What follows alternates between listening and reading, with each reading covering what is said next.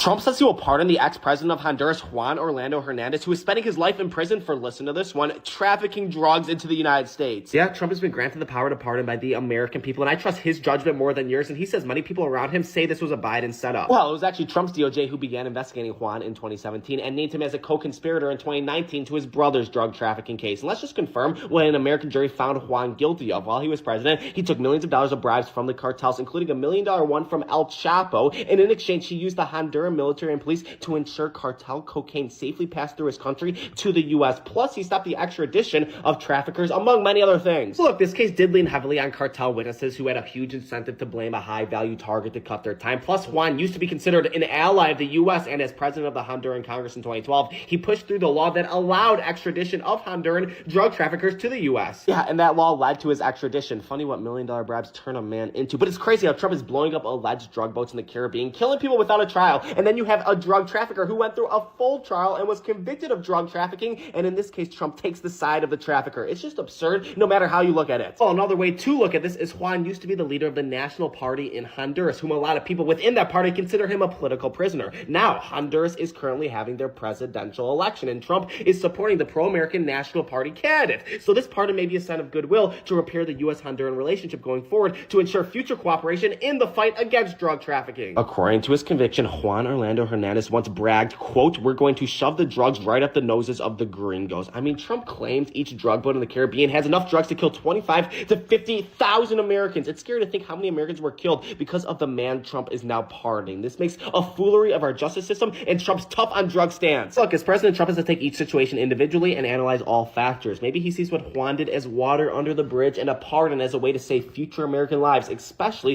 if it increases Honduran-U.S. ties going forward. Well, it shows the U.S. is not serious about the true enablers of drug trafficking, as if you have the right connections, you will be pardoned. Going after a former president seems extreme. If we start arresting presidents of other countries for stuff happening in their country under their leadership, any world leader can effectively be charged. Dude, he took millions of dollars of bribes and used his military to ensure drugs made it through his country on the way to America. This is weakness on every level. I disagree. Sometimes the bigger man looks past the past to build a brighter future. Ask the mothers of people who overdose how they like that. Nearly every family in America is set to receive this huge amount of money thanks to a new initiative funded by Trump and a famous billionaire. Mike Odell, who is the world's 10th richest man, has been working alongside Trump to launch a new program called Trump Accounts that will provide direct financial support to these two major groups of Americans. The first group is smaller and will receive money from Trump's recently passed legislation stipulating that every household will get $1,000 deposited into a federally managed account that's directly invested in the stock market for each child that they have in 2025 and beyond. The money cannot be withdrawn until the child turns 18, with the expectation that this initial $1,000 will have grown substantially by then. But the second group is much bigger and will receive money directly from Dell's donation of $6.25 billion, which expands the Trump Accounts program by providing an estimated 25 million Americans who are of age 10 and under with an additional $250. And shout out to Trump for that one. And yes, we are live. Yo, this is S.E.T with S.E.T Media, guys, and I'm back with another one for you. All right, guys, we're about to go ahead and get into this Trump. We're making an announcement, plus a press conference, of course. Then we're going to get into some Ukraine updates. And crazy part is, well, heck, Steph might be cooked. But we'll get more into that later, guys. But let's not forget to double tap that screen, like the video, and let's get right into it.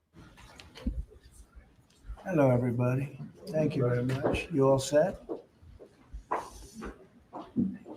Well, we're talking about cafe standards, a very big deal, very important. Today, my administration is taking historic action to lower costs for American consumers, protect American auto jobs, and make buying a car much more affordable for countless American families and also safer.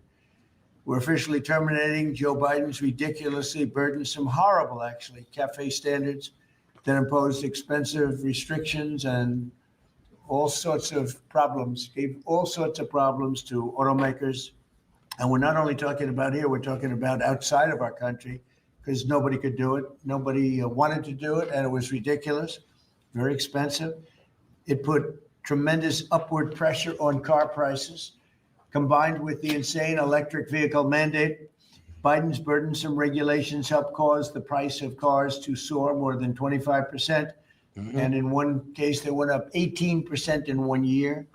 Today, we're Yeah, because the goal was to make gas cars more expensive than electric cars. And that was going to, entice people to start buying electric cars. That was the whole reason for the so-called mandate. It was to get people to start buying electric cars due to the rising price of having a gas car. And it was kind of screwing a lot of people over. Taking one more step to kill the Seeing that Green most New of us drive scam. It's gas. part of the greatest scam, probably, well, other than Russia, and a few others I could name. The greatest scam in American history, the Green New scam. And it's a quest to end the gasoline-powered car. This is what they wanted to do, even though we have more gasoline than any other country by far. And people want the gasoline car. They want everything. They want electric. They want to have lots of alternatives, but they do want the gasoline car. Right now, it's leading away by a lot. The car business is a very interesting business, but we want to keep it that way. I want to thank Transportation Secretary Sean Duffy, Deputy Transportation Secretary Stephen Bradbury, as well as CEO of Ford, Jim Farley. Jim, where is Jim? Let's see. Hi, Jim. Congratulations. You're doing a great job. CEO of Stellantis, Antonio Filosa. Thank you very much, Antonio. Chairman of the National Automobile Dealers Association, Tom Castrita. Yes, sir. Thank you Yes, sir. very Yes, sir, much, Mr. Tom. Great President. to have you. And Manager of General Motors Orient Plant, John Urbanek. Yes, sir. Thank you, sir. Great to have you guys here. And you're going to say a few words in a minute about how ridiculous this was, but we've just freed you up. So you're going to have a good day and have a good number of years. Thanks as well to Senator Shelley Moore Capito, Ted Cruz, Kevin Kramer, Marsha Blackburn, Eric Schmidt, and Bernie Marino, as well as Representative Sam Graves, Vern Buchanan, Mike Kelly.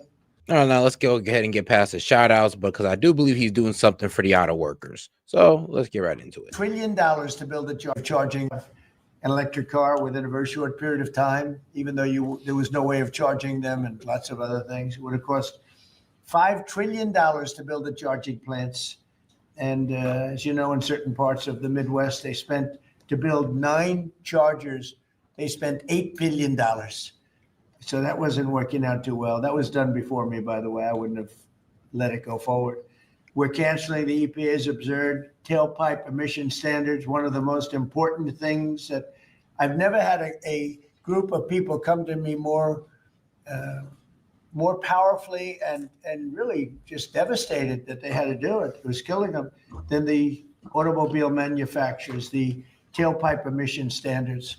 And I can tell you, your people at Ford were coming to me all the time and they were saying, like, please, it doesn't do anything and it's killing us. And it's driving the cost through the roof. And we revoked Biden's emissions waiver for California so that California communists could not regulate the automobile industry and ruin the entire nation of automobiles. I mean, because that's literally what Biden was doing. He was picking winners and losers, and he chose the electric cars to be the winners. And a lot of these guys who've been making gas cars, most of their career, well, I'm gonna be real with you, all of their lifespan as a company is a bit hard to turn over. And it was kind of leading these electric car companies to take over. Here's the worst part. The main people that have been taken over would have been the Chinese, because they're the ones that make the cheapest electric cars that are of decent quality. So it would have been Tesla at the top and then a whole bunch of Chinese companies following. And that wouldn't have helped us out, not one bit. And they were doing that too. But we have that now under control also with your governor, who's got much more than he can control. Now, under the new rules being issued today by Secretary Duffy, the Department of Transportation will rescind the Biden fuel economy prices. And I hate to say that because they were really not economy. They were really, they were anti-economy. They were horrible what they were doing to the costs and actually making the car much worse. Oh, guys, let's not forget to double tap that screen, like the video, guys. Let's get more people on the conversation by double tapping that screen. Appreciate the support. But these policies forced automakers to build cars using expensive technologies that drove up costs, drove up prices, and made the car much worse. The action is expected to save the typical consumer at least $1,000 off the price of a new car, and we think substantially more than that. Under the Trump administration, $70 billion are now being invested in the American auto industry. Ford has announced it will invest $5 billion across its Kentucky and Michigan plants. Is that a correct statement? That's right. That's a lot, $5 billion. You could do more. Creating at least 4,000 new jobs. Stellantis announced it will invest $13 billion to expand its U.S.-based manufacturing by more than 50% and open new manufacturing facilities across the country. And I think a big part of that is also the tariffs. Because of tariffs, they're coming in, not only the automobile industry, AI, we're leading China in AI, we're leading everybody in AI, we're leading everybody in everything. We have the hottest country right now. I will tell you, a lot of political people behind me, great political people, very successful political people. We have the hottest country anywhere in the world. 1 year ago, we had a dead country. And now we have the hottest country anywhere in the world. And it started from November 5th, but it also started when we did the tariffs, and we've had tremendous support on the tariffs. It's bringing in trillions of dollars of wealth. It's bringing in national security. And I've stopped 8 wars, and of the 8 wars, 5 of them have been because of tariffs and trade. So they're very important. And General Motors plans to. I mean, yeah, because of tariffs, he's been able to bring back he's been able to bring in semiconductor manufacturing, also bring in pharmaceutical manufacturing, and then also protect our steel industry. Invest $4 billion as it brings its manufacturing back to the United States from Mexico. After falling by 5% under Biden, U.S. auto production has surged by 10% so far this year. You know, I won the auto workers vote, but now even the head of the auto workers said Trump is the greatest president we've ever seen. And he happens to be right about that. But we're protecting our auto workers, and we're making it easier for every family to afford high quality cars. In other words, we're bringing automobiles back and the manufacturing of automobiles back into this country. We lost 52% over the years, 52% of our automobile manufacturing. You see it, closed factories all over the place. Now they're all opening up. They're being, in most cases, they're being knocked down, and new ones are being built in their place. And a big beneficiary is the state of Michigan, but South Carolina, even states that didn't really do too much with the automobiles, they're opening up plants. It's been amazing. So between automobile plants, AI plants, and plants of every other nation, really every other type, including chips, we're going to have a big percentage of the chip market very soon, not because of the CHIPS Act, which was horrible and ridiculous, where we just gave these companies billions and billions of dollars and they just kept the money. I mean, yeah, due to the 100% tariff that he put on chips and semiconductors, he was able to get the Taiwanese chip manufacturing company to bring over some of their manufacturing.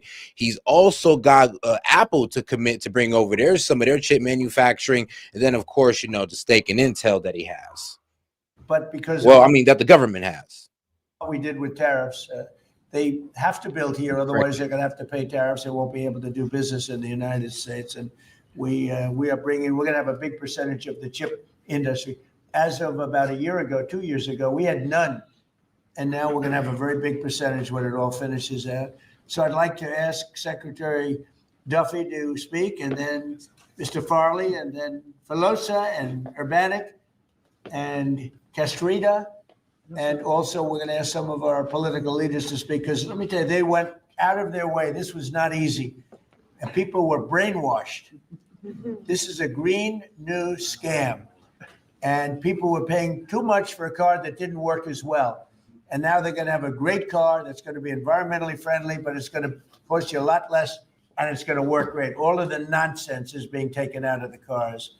So, Secretary Duffy, could you say a few words? Thank you, Mr. President. So yesterday at the cabinet meeting, the president was talking about affordability, and the way that Democrats talk about affordability is a lie.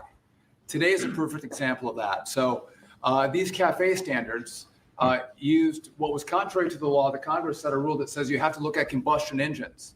Biden and Buttigieg actually did an analysis using Edge. I'm sorry.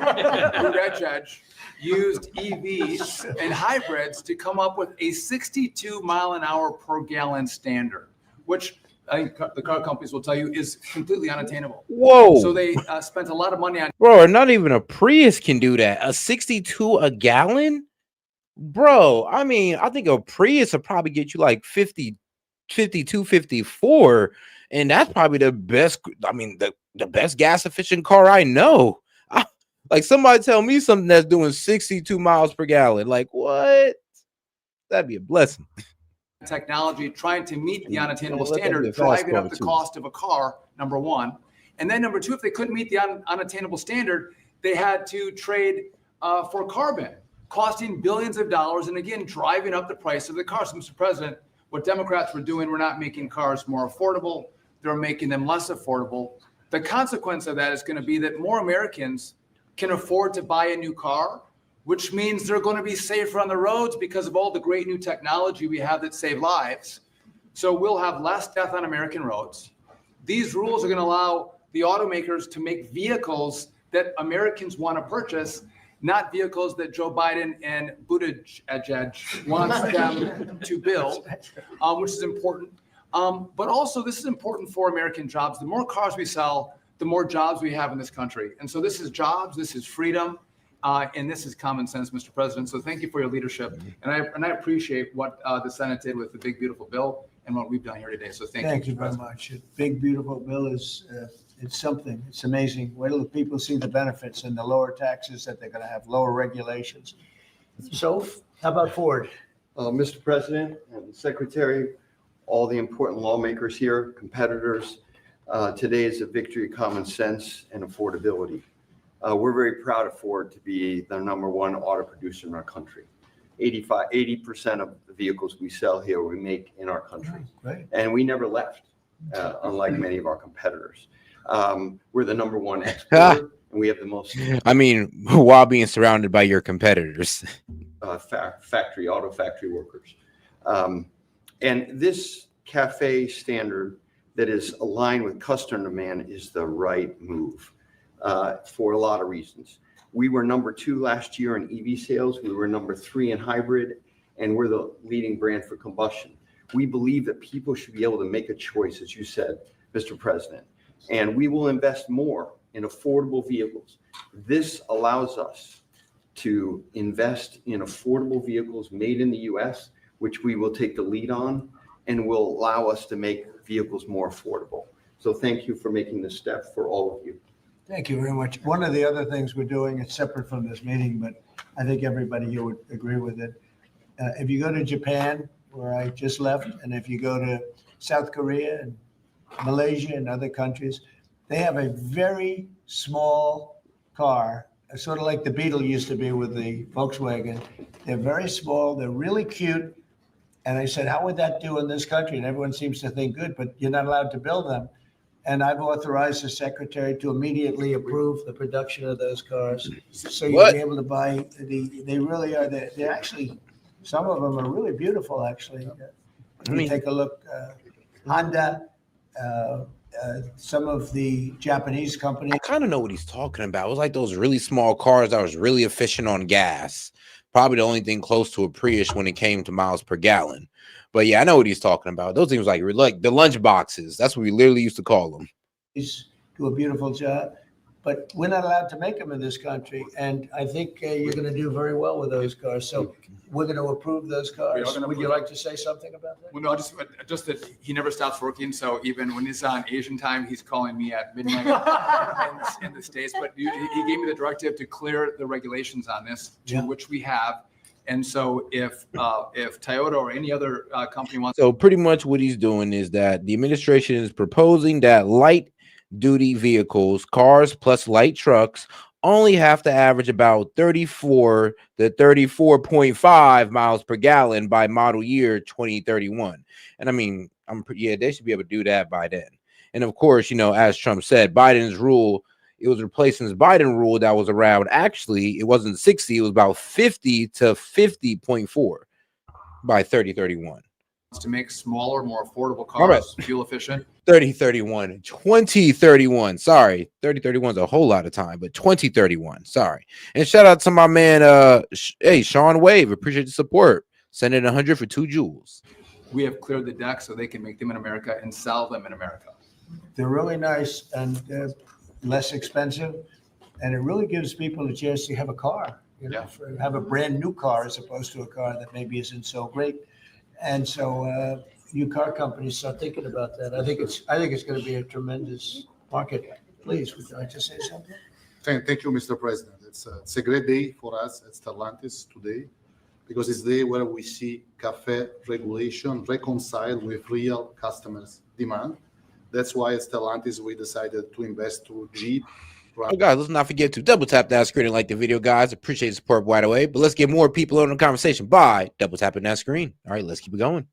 Dodge and Chrysler, $13 billion in the next 4 years, increasing production by 50%, delivering to the market 5 new vehicles, and creating 5,000 additional jobs. That's because we believe in what you, Secretary Staffy, and all your team is doing in this country. We believe in growth. We are ready to invest. But all right, guys, we're about to go ahead and skip the shout outs and get right to the questions, I believe. Out of our country too. They said, we're not going to, are you crazy? They thought outside manufacturers thought we were absolutely insane with all of the different things and just made up nonsense. It was like made up. It was really made up by people that hate our country. I really, does anybody else have anything to say? I'd say about two quick things, Mr. Oh, President. go, Bernie, I didn't see. Two quick things I think are really important. So the person who sat behind this desk before you gave $7,500 in subsidies to multimillionaires who are leasing electric Rolls Royces, electric Porsches, electric Lamborghinis. We're getting $7,500 from the taxpayer. And these Democrats sit on this floor and say that Republicans are for millionaires and billionaires. We are the opposite of giving $7,500. I mean, shoot, they'll be for million and billionaires too, as long as they go green, apparently. $500 to multi-billionaires to lease foreign electric vehicles. Number two, because of your policies, at the beginning of the year, 51% of the cars sold in America were made in America, 51% before you got sworn in. Last month, that number was 57%. We moved it 6 points, which nobody thought would be possible in 4 years. We did it in 10 months. That's something that maybe the news should cover a little bit more. And we've driven down the price of automobiles. The car prices for consumers are down before you did. Just about everything is down. This whole thing is, they use the word affordability. It's a Democrat hoax. They're the ones that drove the prices up. And all they do is say affordability. And you're supposed to say, oh, that means they had low prices. No, we inherited the worst inflation in the history of our country. They say 48 years, but let's say that's history. I don't believe that. Biden had, because of his stupid ways and between his energy policies and his spending policies, we had the worst inflation in the history of our country.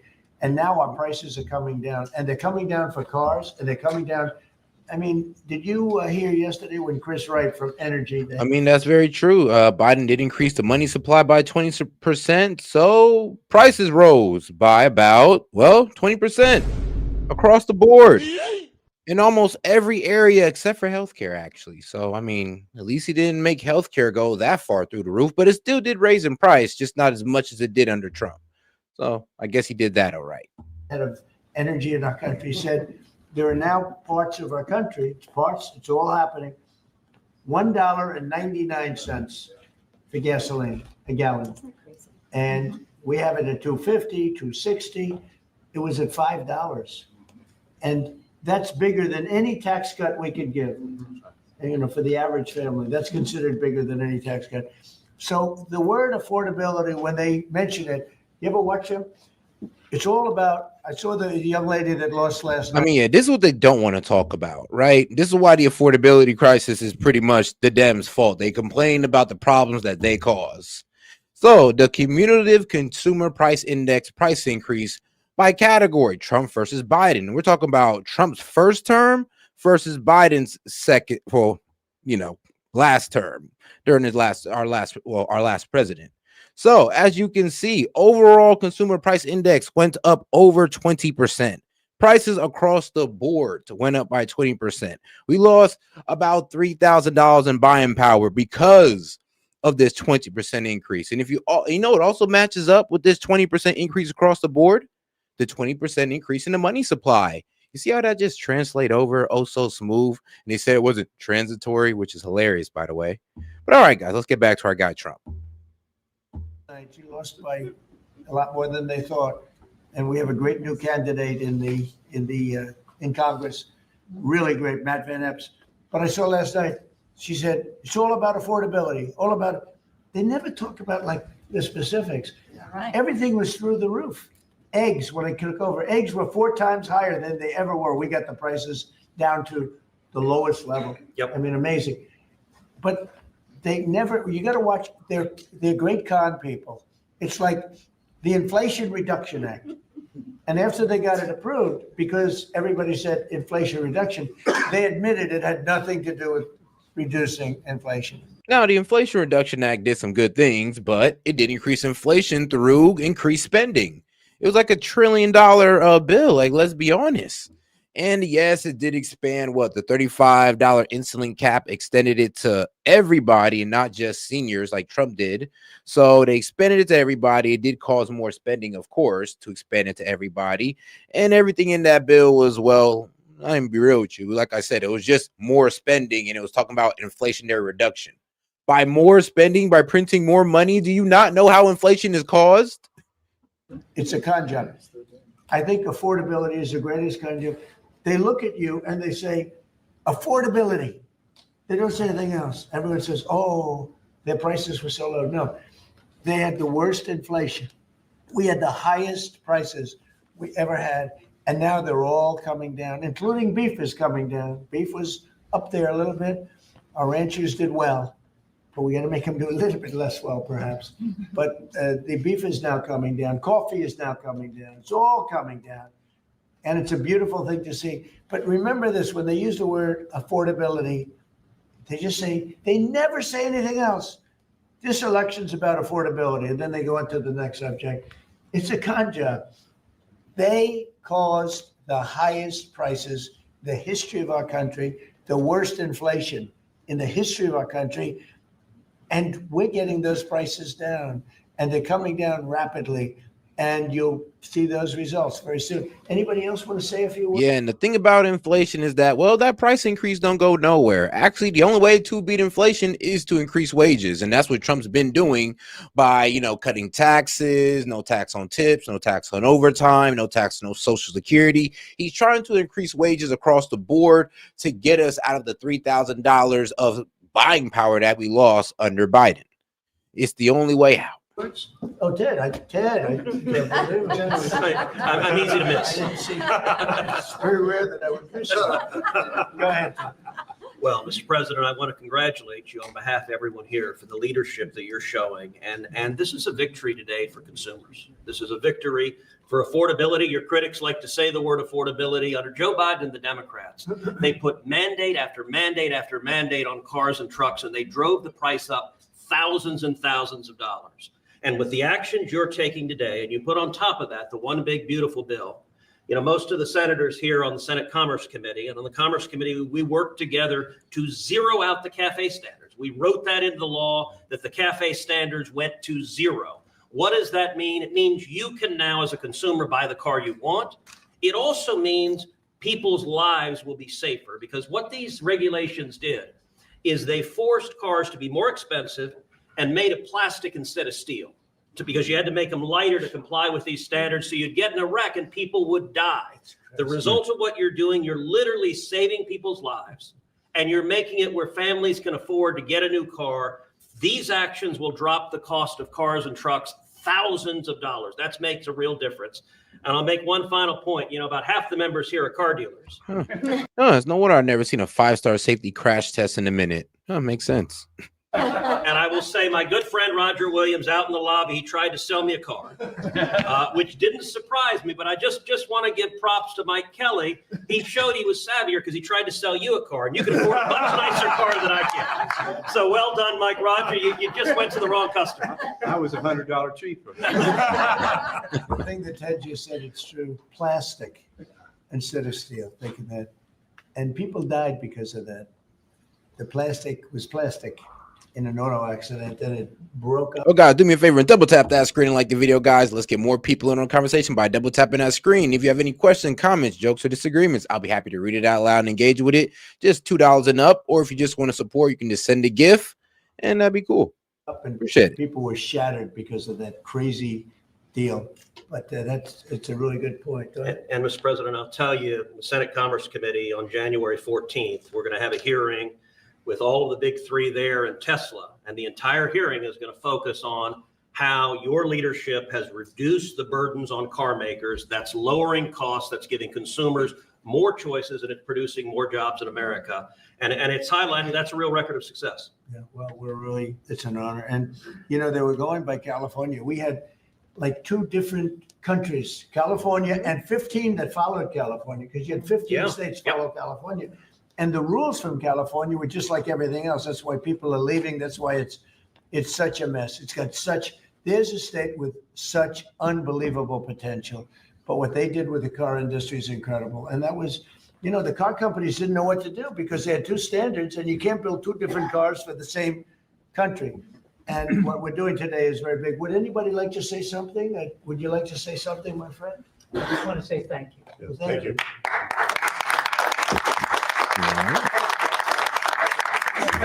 Brian, hold it.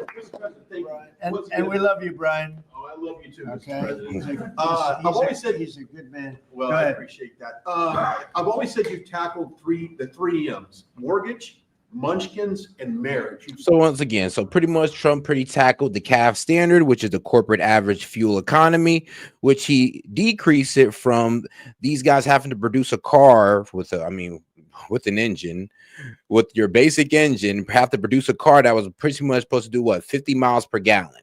They took that and they lowered it to 34 to 34.5 miles per gallon instead. So it's a huge relief off of these companies, and it'll be able to make these cars a lot safer and not just get, dominated by EVs or just be forced to make EVs. Solidified all of those. I'll add motor vehicles to that now. My question, I got one about consumer confidence. We just came off one of the record high Black Friday, up 9.1%. Record high, highest ever, biggest amount ever purchased in one day. Yeah. Which I think counters this narrative of affordability, because apparently the Americans are spending money. So I want to see, how do you view that for a consumer confidence being so high going into Christmas and going into next year? And I do have one for the auto group after you. Yeah, I just think that we have tremendous confidence in the country. You know, one of the things in terms of confidence, if you go back a year and a half, it's amazing. We're like into 10 months already, but you go back a little bit before the election, because after November 5th, it started changing rapidly, even though we weren't running it until January 20th. But when you look back and you look at the enlistment of soldiers, people that wanted to join the military, the Army, Navy, Air Force, Marines, Coast Guard, it's like booming. It's all Space Force. But we had a we had the worst recruitment in the history of our country. A year later, we have the greatest recruitment in the history. You can't even get in. Getting in is like getting into a top college that you couldn't get in.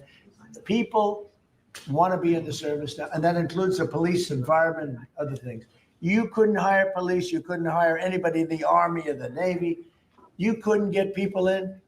And we now have gone from that to record recruitment. We're getting high quality people, amazing people wanting to be in the military. They have spirit now, call it what you want, but that's part of it. But they have great spirit now. And speaking of the military, our guy P. Hegseth is under, complete fire, constant fire. One, they're reigniting the Signal Gate. So yes, they're reigniting the whole Signal chat fiasco. And then of course there is the second strike on the Venezuelans. Well, second strike on the boat. The first strike took out the boat. The second strike took out to combat. Well, I'll be real with you, non-lethal combatants, which would be considered a war crime. It's a great thing. Go ahead, ask your second question. Okay, my second question, I've got a lot of close family friends.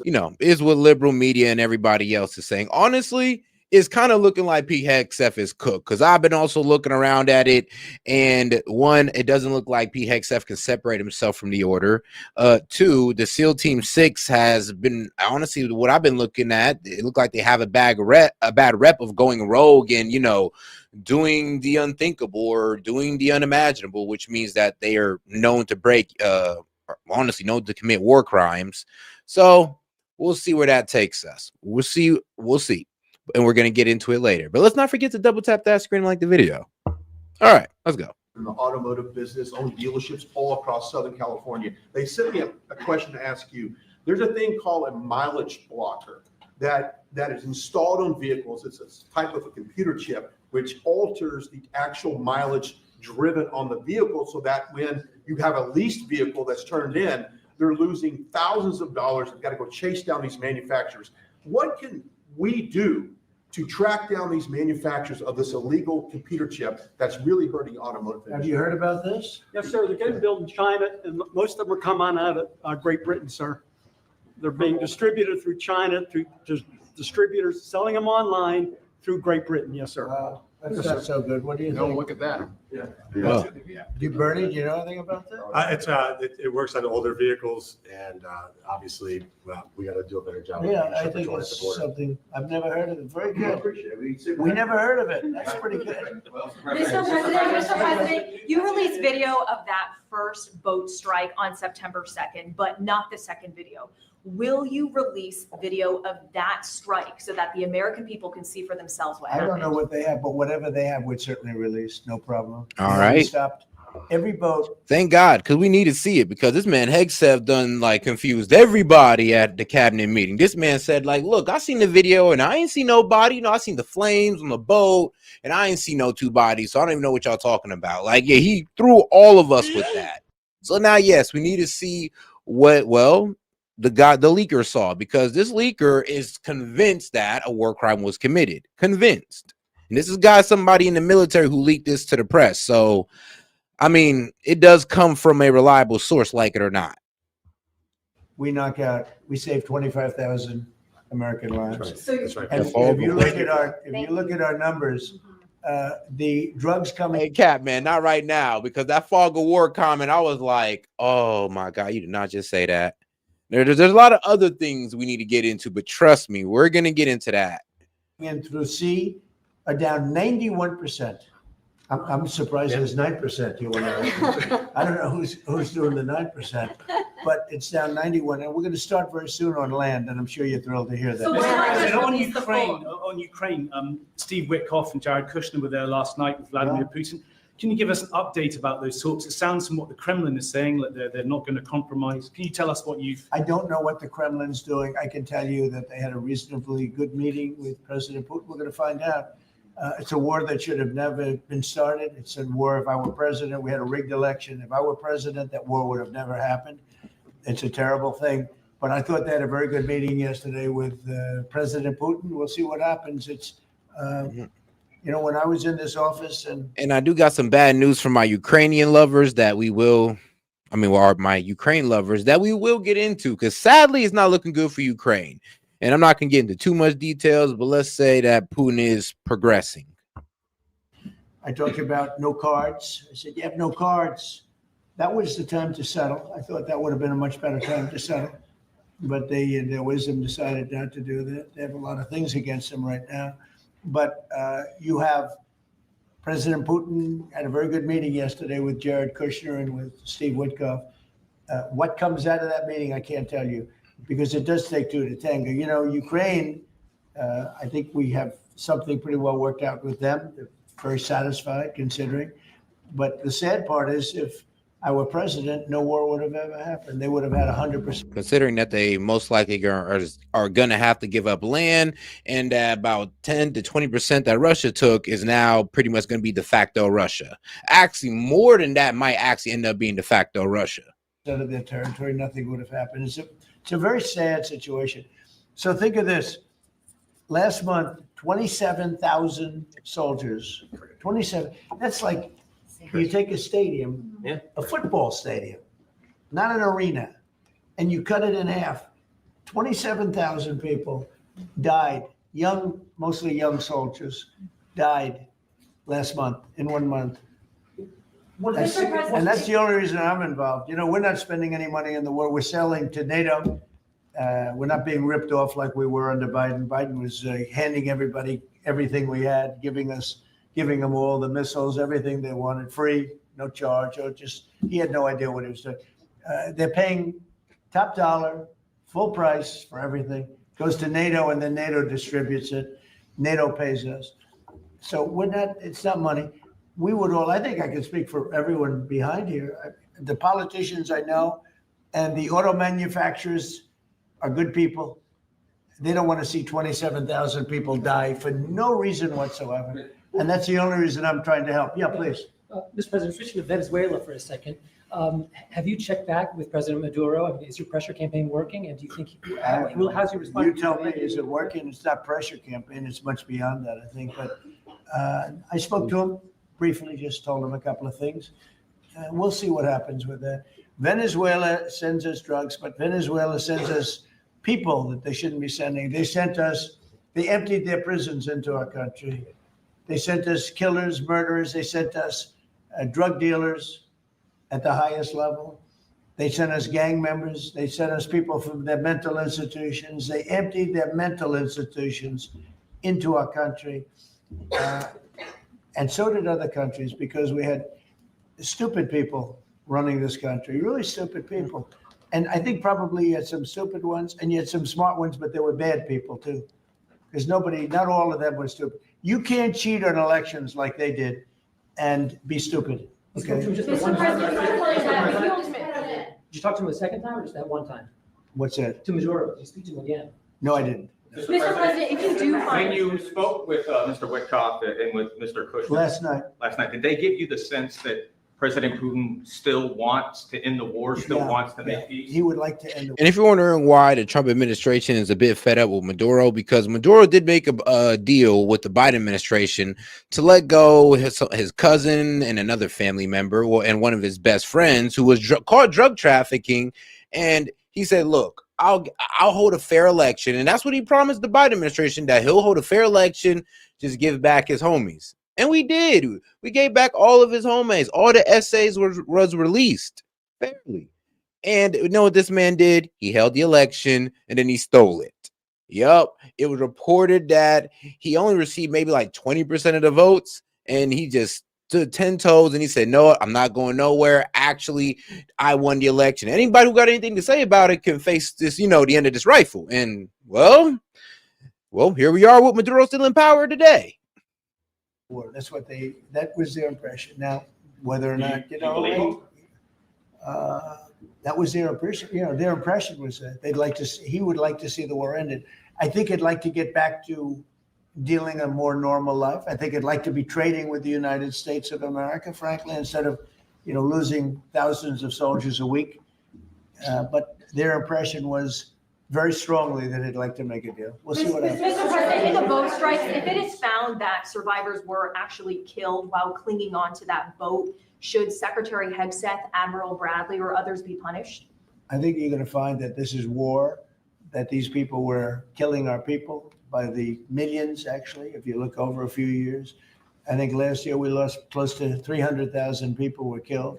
That's not mentioning all the families. Have you seen what happens with the families of not only the people killed, but people that are trying to get their son or their daughter off of this poison that they've been fed? I think you're going to find that there's a very receptive ear to doing exactly what they're doing, taking out those boats. And very soon we're going to start doing it on land too, because we know every route, we know every house, we know where they manufacture this crap, we know where they put it all together.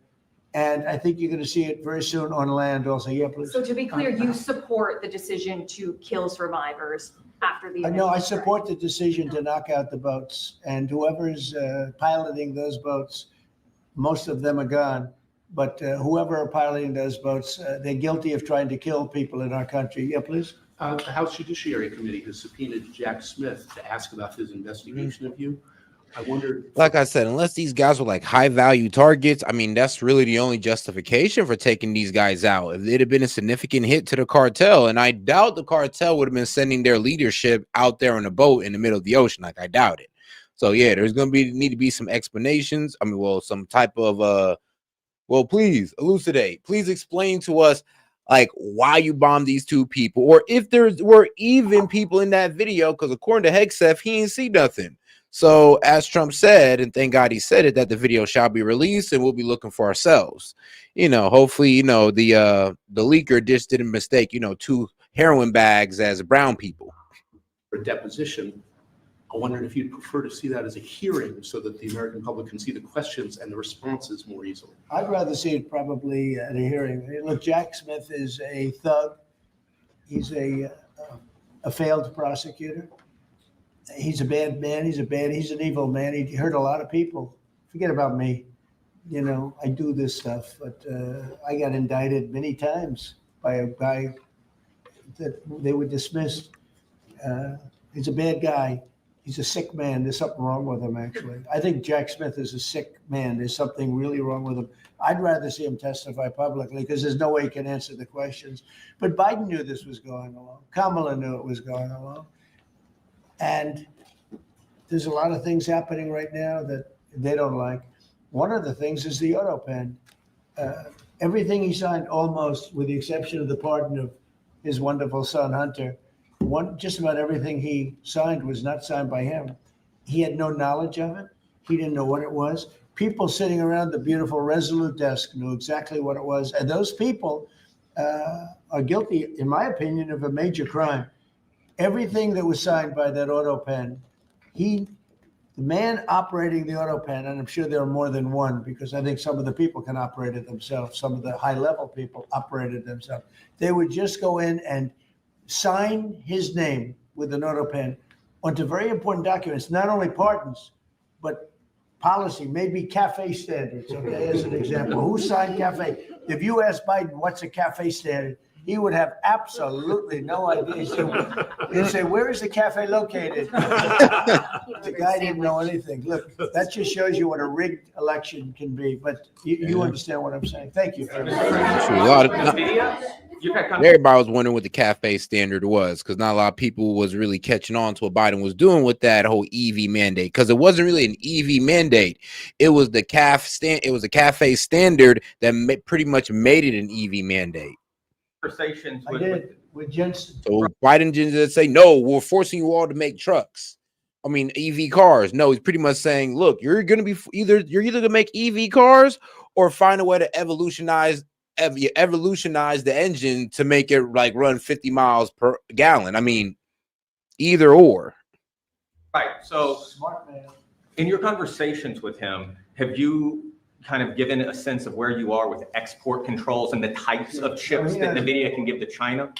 He knows very well. He's done an amazing job. NVIDIA, very good. Yeah. Mr. President, when do you expect for phase 2 of the Gaza peace plan to be implemented? Well, it's going along well. You know, they had a problem today, I understand, with a bomb that went off, hurt some people pretty badly, probably killed some people. They're telling me it just happened.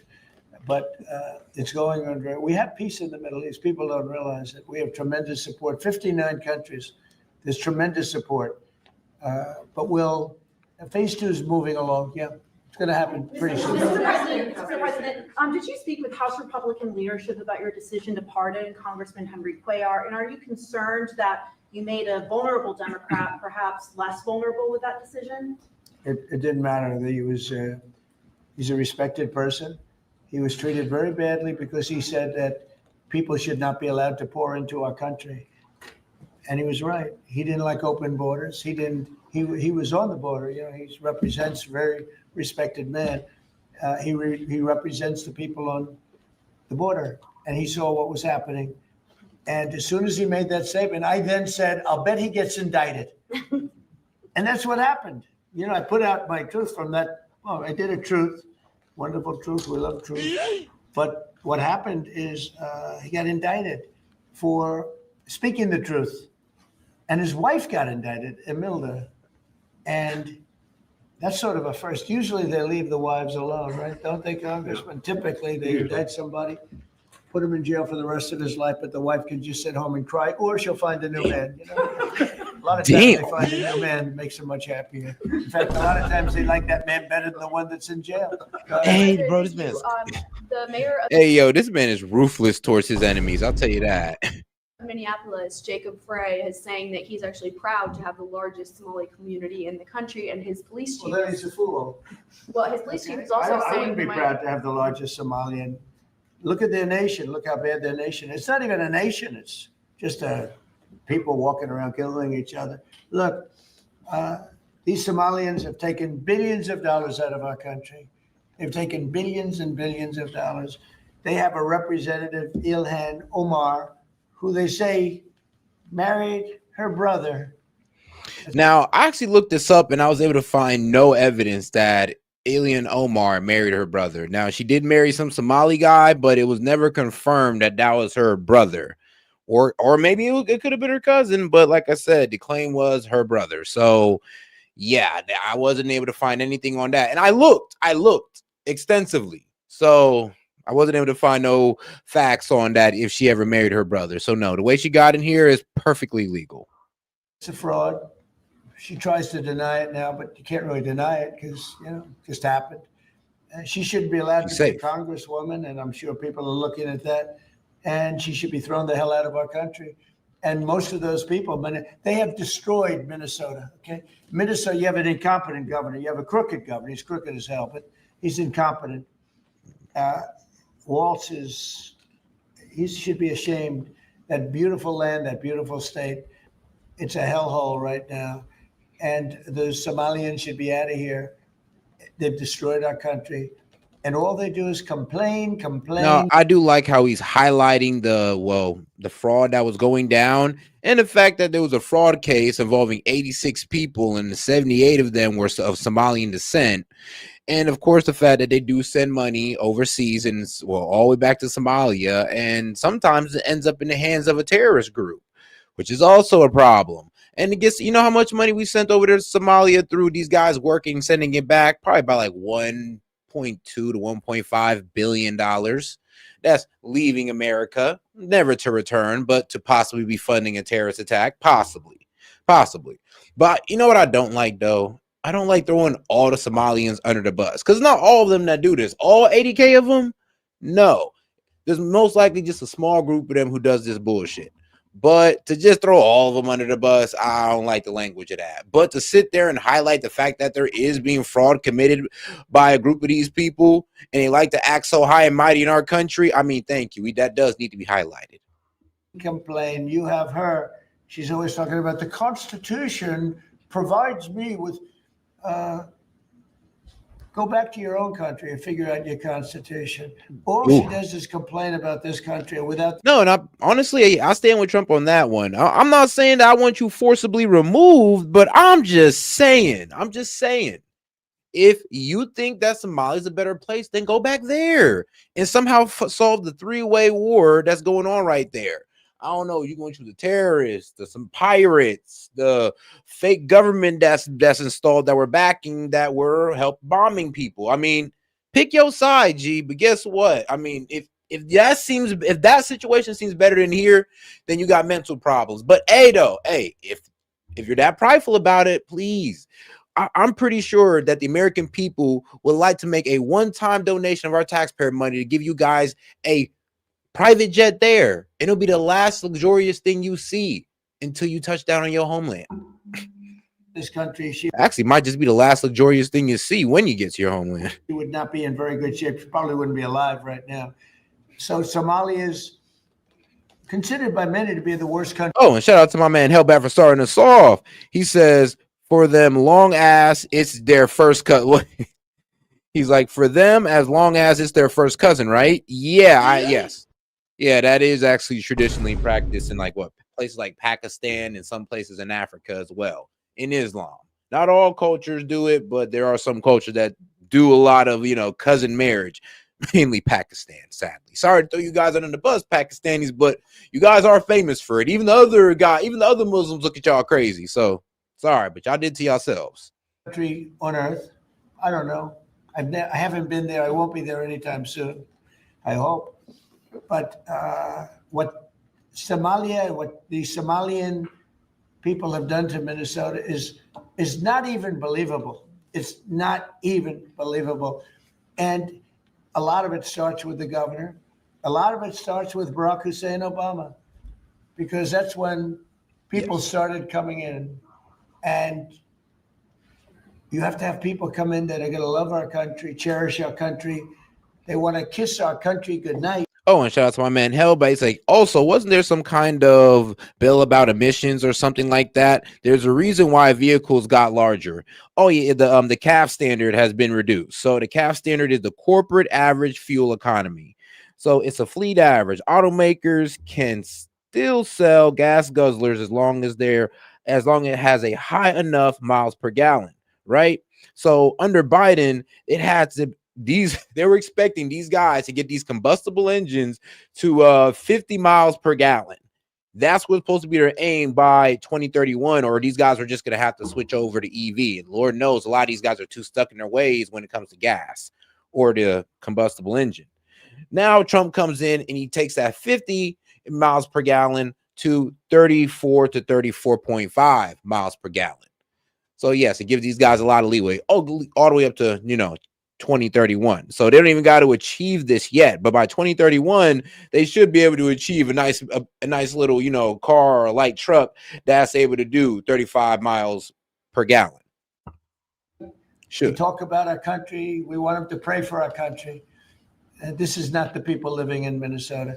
And she's a disaster. She should not be, and her friends shouldn't be allowed. Frankly, they shouldn't even be allowed to be congresspeople. Okay, they shouldn't even be allowed to be congresspeople because they don't represent the interests of our country. Anybody else? Mr. President, you honestly. And shout out to my man Jet. He says, make Western Union illegal outside the country. No, better yet, highly tax it. Put the craziest tax on it. No, 50% tax. You try to send $1, we taking 50 cents. Like, play with us. Let's see if they keep on doing it. I mean, let's make all of our money back then. I actually shoot 70% tax. You try to send $1, we take in 70 cents out of it. Bet they'll stop that BS, because then it'll just really be putting money in our pocket at that point. I mean, you might as well. But making it, banning, these guys from sending money out for about, let's put a limit on it, like 5 to 10 years. I mean, by that time, they probably won't even have a need to do it at that point. I mean, whatever they got going on over there would probably be, then we got to get too dark. The automakers spent billions. That joke was about to go somewhere meeting the necessary. Biden EV rules. Should they be able to recoup that somehow, given the change? And there's a question about the Biden. No. I'm not letting them recoup. They're going to do just fine. You know how they recoup? From this point forward, they'll do very well. Can you also talk about the USMCA and what you're thinking about renegotiating that with the automakers? Well, that's just an ongoing thing. It expires in about a year, and we'll either let it expire or we'll maybe work out another deal with Mexico and Canada. But look, Mexico and Canada have taken advantage of the United States, like just about every other country. In all fairness, it's not them. I'm not blaming them. But every country, because we had stupid people running our country. We had a lot of stupid people running. That's why we have $38 trillion in debt. But the beautiful thing about the tariffs is we'll start paying off that debt. The money coming in, they're finding money in our country now that they never knew existed. The other day, $30 billion. Where did it come from? I said, why don't you check the tariff shelf? They said, sir, that tariff hasn't started yet. It doesn't start till January. I said, no, it started 2 months ago. They called back, sir, you're right. It was from tariffs. No, we have a whole different country. I hope the Supreme Court, I pray that the Supreme Court understands the importance of the sensible, really, I mean, this would be country threatening if something happened with regard to that. The people that brought that case are bad people. They're very bad people. They hate our country. They represent foreign countries, including China, but they represent, and China's paying us a lot of money now in tariffs, but they represent people that really don't like our country much. And I know some of them, and they're scum. In my opinion, they're scum. They're absolute scum. And they're not suing for any good reason. They're just suing to see if they can stop it, because they make money if this country does badly. So, but we're taking in trillions of dollars. What was the company's name? Well, I forgot the company's name, but it was a company that was coming out pretty much saying, look, hey man, if the Supreme Court ruled against Trump, we want our money back. Whatever we paid in tariffs, we want it back. AKA, it's funny how the companies are literally admitting that, well, they're the ones who pay the tariffs. So, I mean, hey, if they was passing it down to y'all, then they should be sending a rebate check to the American consumer, right? Right, but no, it's these multi-millionaires and billionaires that are the ones talking about they want their refund for paying the tariffs, not you guys. Dollars. We're stopping wars. We have great national security because of tariffs. And then to think that we have to even go and justify this. That's the reason hilarious. a lot of these people, I can tell you this, maybe we would have had the political people. We wouldn't have these people without tariffs. The people that are up here from Stellantis and Ford and General Motors, great companies, including this gentleman, they wouldn't be here today if we didn't have tariffs. They'd be building their plants in Mexico and other places. They're leaving Mexico and they're leaving Canada. They're leaving because they ripped off our country. They took our businesses away from us. And now because of tariffs, they're all coming back. So it's a great thing. Thank you very much, everybody. And all right, guys, let's go ahead and start over on the right side of media, and then we're gonna make our way over to the left. And warning, this is actually an AI video. I'm not sure why they did this. I'm not sure why Fox News showed this, but this actually was reported to be an AI video. Our president is racist, xenophobic, Islamophobic, and we are gonna fight that. It's not racist to fight crime and fraud. It's righteous. Omar thinks Trump has a crush on her. I would say the president's obsession with me and the Somali community is really unhealthy. It's creepy. And I hope that he gets the help that he needs. I would say this. I mean, he's highlighting a real problem in that community and what's going on in that area.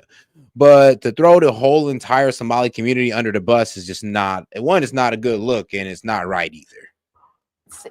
Sorry, Elon. Trump wants a like if he'd have just kept it to the scamming going on there and these certain group of Somalians there and all that good stuff. And if he was to say, oh, well, I'm not talking about the good Somalians, I love her, I'm talking about the bad ones that disrespect us, then I'm be real with you. They're not, nobody be over here trying to paint Trump as an Islamophobe or, you know, basically a person who hates Muslims. And I mean, it is what it is. Like we all know what the situation he's trying to touch on, but the way he's going about it is not the best, in my personal opinion. Because some of you guys are like, nah, let's not set. We got to get all the Muslim out of here. I disagree, but hey, man, we could agree to disagree on that one. Long distance relationship. You have her. She's always talking about the Constitution provides me with. I ain't gonna say y'all Islamophobic. I'm gonna say y'all Islam intolerant because y'all don't really fear Islam. Well, maybe some of y'all do, but y'all definitely intolerant of Islam. Go back to your own country and figure out your constitution. The Congresswoman's got a lot to say about the president, but what about her own governor? State employees in Minnesota are saying they're worried about his handling of fraud and that he's to blame for the amount of fraud during COVID, about $1 billion. And you really believe that? Well, that's the latest figures that have been released. I mean, nah, sweetheart, no, that's just been released. Yes, there was a what, $250 million scandal, and there was about 78 Somalis involved out of 87 people. Now, the people who was really running it at the highest level were our own. Yeah, those were Americans, but we kind of basically used that. They used that community to pretty much help out. And here's the problem. I mean, we also we can't sit here and blame the Somali community like completely here. Let's remember who propped them up like this. Let's remember who's giving them all these benefits, who's giving them all these loopholes, because they wouldn't be taking advantage of this without the help of the, well, Minnesota government. They wouldn't be able to do this without their help. Let's not forget this. Let's not sit there and just skirt all accountability onto them. Let's not forget that it's our own senators, Congress, women and men out there, and I mean, even the governor, like retard Walls, that's out there giving them these loopholes. So let's remember that part, because it is unfair to throw them all under the bus when it's our own low-key promoting them to do this, low-key proliferating it. And let's just remember, keep that in mind. But shout out to my man Hellbat. Appreciate the support, my dog. He says, whoops, wrong one. Well, first off, actually, it's Jet. Shout out Jet. Her bashing white folks as a devil is what's creepy. Nah, facts. I mean, nah, that's true. Nah, bro, there was another guy who I played the video yesterday. He was just going all out on white guy people. And I was just like, see, this is what's going to cause that little race war that some of these guys want. when people just start disrespecting each other's culture, religion, and all that wild stuff. And I'm just like, come on, let's not do that. But it is what it is.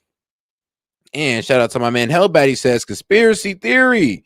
They're so ugly, they have to be covered so their man can use their imagination. The less they cover, the less they are the prettier. Oh, damn. Okay, hold on, bro. Let me conspiracy theory. They're so ugly, they have to be covered up so their man can use their imagination. The less covered they are, the prettier they are. And you are effed up. I ain't gonna lie, a lot of them look good under that. I mean, not just the Somalians. I'm talking about like the Arabic women across the board. Like a lot of them look good under that. You believe state employees are actually. Don't ask me why I know that. Some DHS employees, yes, in Minnesota. I won't believe everything I read online. Tampon's under federal investigation, so he's bulking up for his prison stint. I got the pork sausage on egg and pork sausage, egg and cheese on focaccia.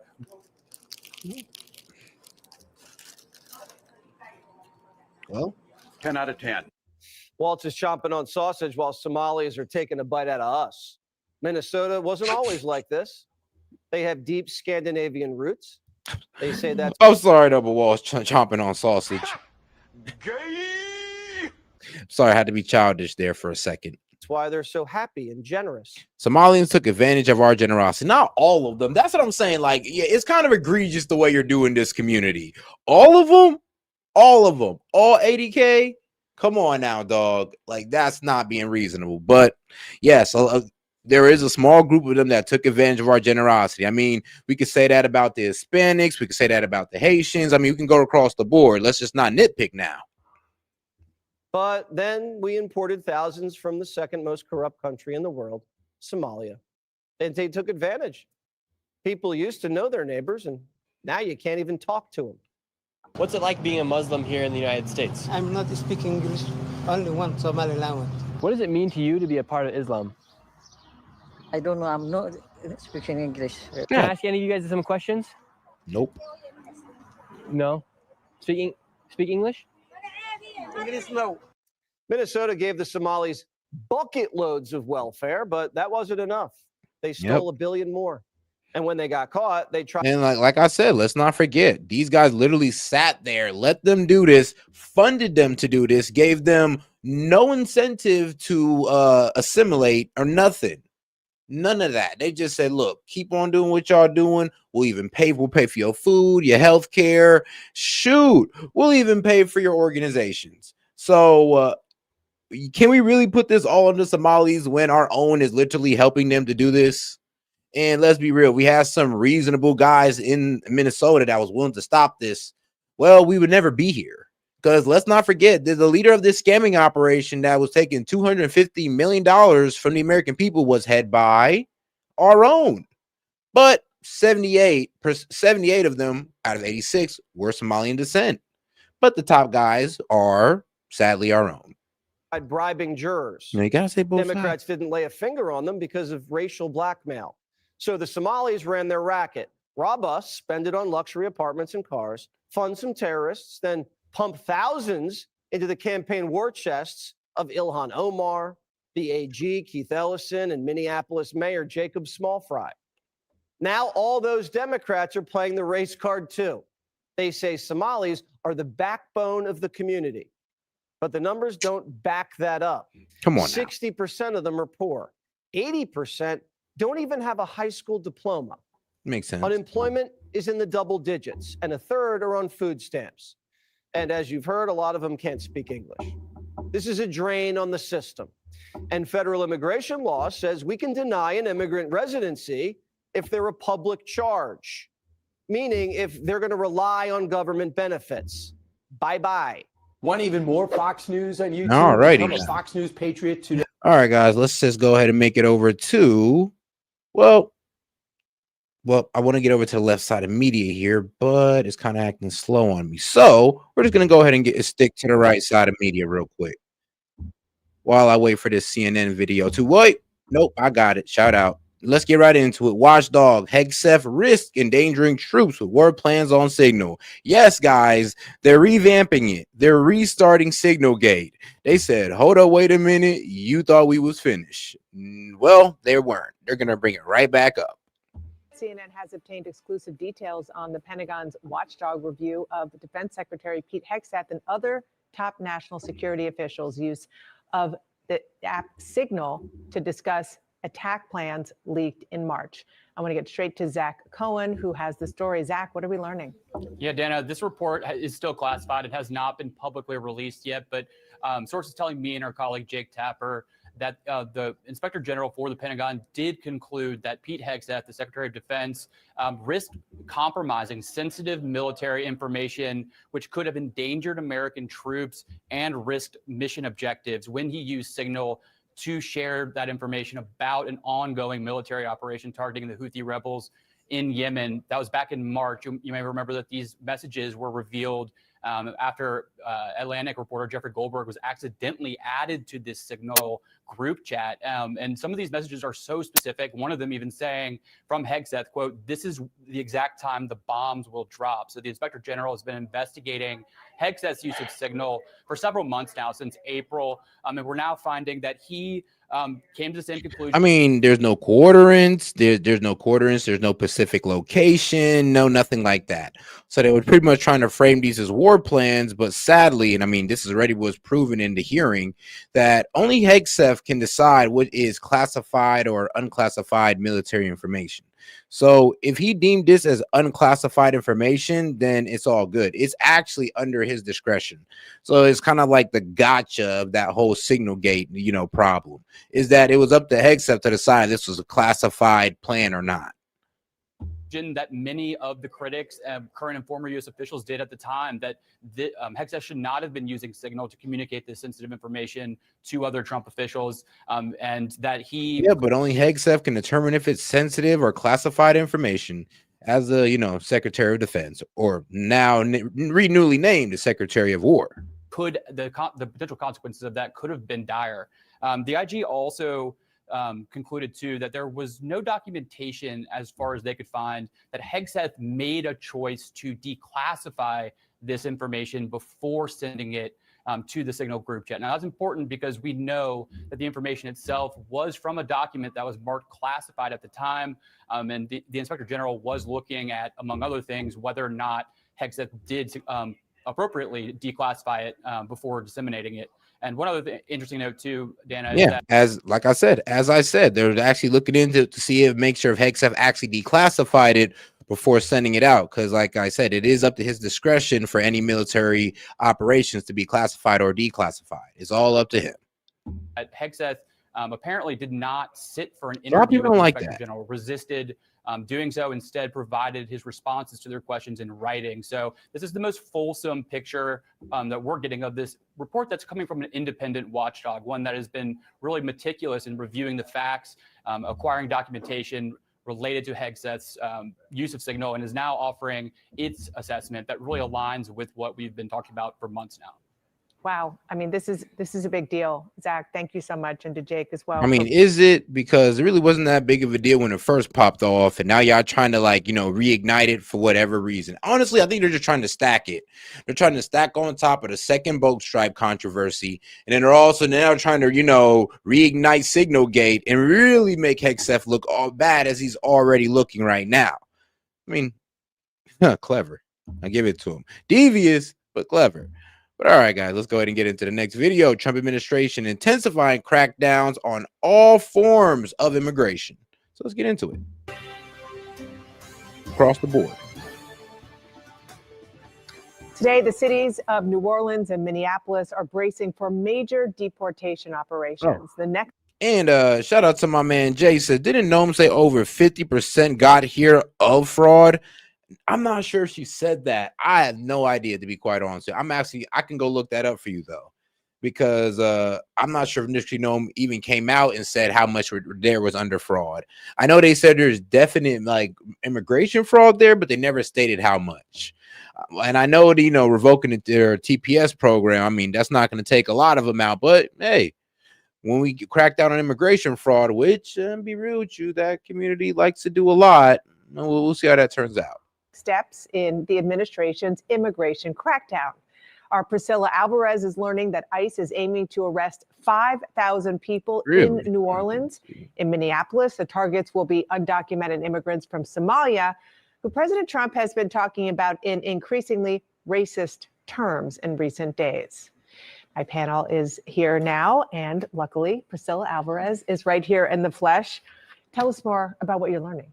Well, Dana, I'm just now learning from a source that the immigration operation in Minnesota is already underway. That is kicked off. That is happening now, where they are targeting Somali immigrants. Now, the administration is saying that they're going to take a targeted approach. Immigration and Customs Enforcement is taking the lead on this one, and that is generally how they work. But that doesn't mean that other immigrants who may be seeking status aren't going to be swept up in these enforcement actions. So this is something that the cities are certainly on alert for. And Minnesota in particular is home to the largest diaspora of Somalis. And the majority of them are U.S. citizens. And that is where the concern really lies, is could others be swept up, even if they're released after the fact, that it can still be a chilling effect on these cities. In addition to that, also launching today is New Orleans. Now, New Orleans is going to be led by Border Patrol, the top Border Patrol official, Gregory Bavino, who was in Chicago, Charlotte, Los Angeles. Yeah, it does say that Minnesota has about a total of 79 to 107,000, depending on which census estimate you use. And this is coming from Minnesota Compass. So yes, the two city metros, so about 83,000 people of Somalian descent. The city of Minneapolis itself holds about 33,000 of them. Let's see here. We're talking about 70% of Somali adults are actually, here it is right here. So this is coming from the Minnesota Compass. Working age employment rate 18 to 64. About 70% of Somalian adults are employed. Men 67% and women 66. Well, 76% and women 66. All right. Let's see. Recommend at least 500 million in income per year. All right. So yeah, the median income of the Somalians is pretty much like, I'll be real with you. What was it? The median income in Minnesota households about 82,000. Well, the median income in Somalian households are about 43,000. So yeah, I could see why they would be on assistance. That operation might look different. That might look more like those heavy-handed, aggressive tactics that we've been seeing. But as far as their, the unemployment numbers, it doesn't look like they're just heavily unemployed over there.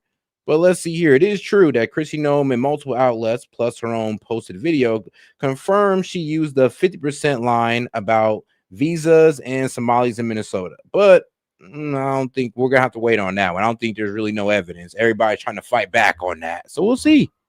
In those cities. Can I just quickly go back to what you said at the top, because that's new about Minneapolis. Yeah. Are you hearing about the size and the scope? Or, I mean, we know, as we mentioned, who the targets are, but any more information about what they're doing as they go in there? So we don't have as clear a number in terms of how many they're trying to arrest, like we do for New Orleans, for example. The operations often vary in scope, but I will say with ICE, they sometimes can happen more under the radar because they are taking that targeted approach.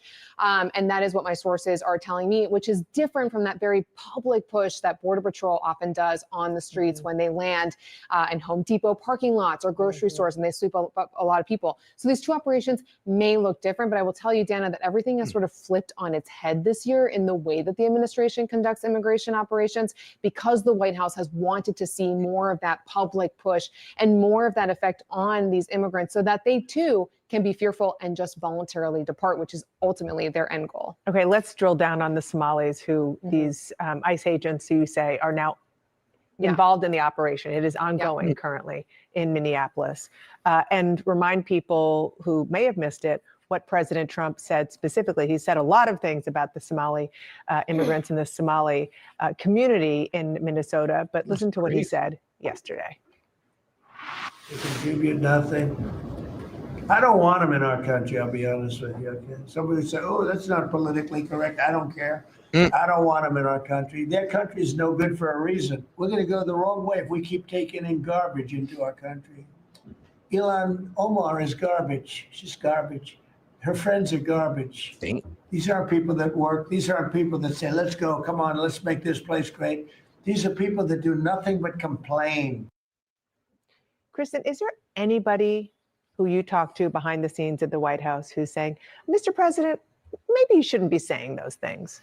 There are people in his orbit who have said that to him, but it's not as though anyone in that room is going to say, maybe you shouldn't be saying those things. I mean, he's being honest when he says, oh, people say you shouldn't say that it's not politically correct. That's generally how someone's going to approach with him. Oh, don't say it like that. That's not politically correct. It's beyond politically incorrect. But what we're hearing now is a lot more similar to the language we heard him use in his first term, this kind of really insulting rhetoric when it comes to immigrants. And that's not to say that he has had some kind of flowery rhetoric but for that or this term on immigrants. But this is something that he has wanted to do. And it seems as though he's been almost emboldened by the shooting of the National Guardsmen. And when you talk about Somalis, look, we heard him talk about this on the campaign. This was one of the things he talked about. I mean, bro, they're about to have me start looking up the entire Somalian demographic and what's going on over there. Because let me see here. Education.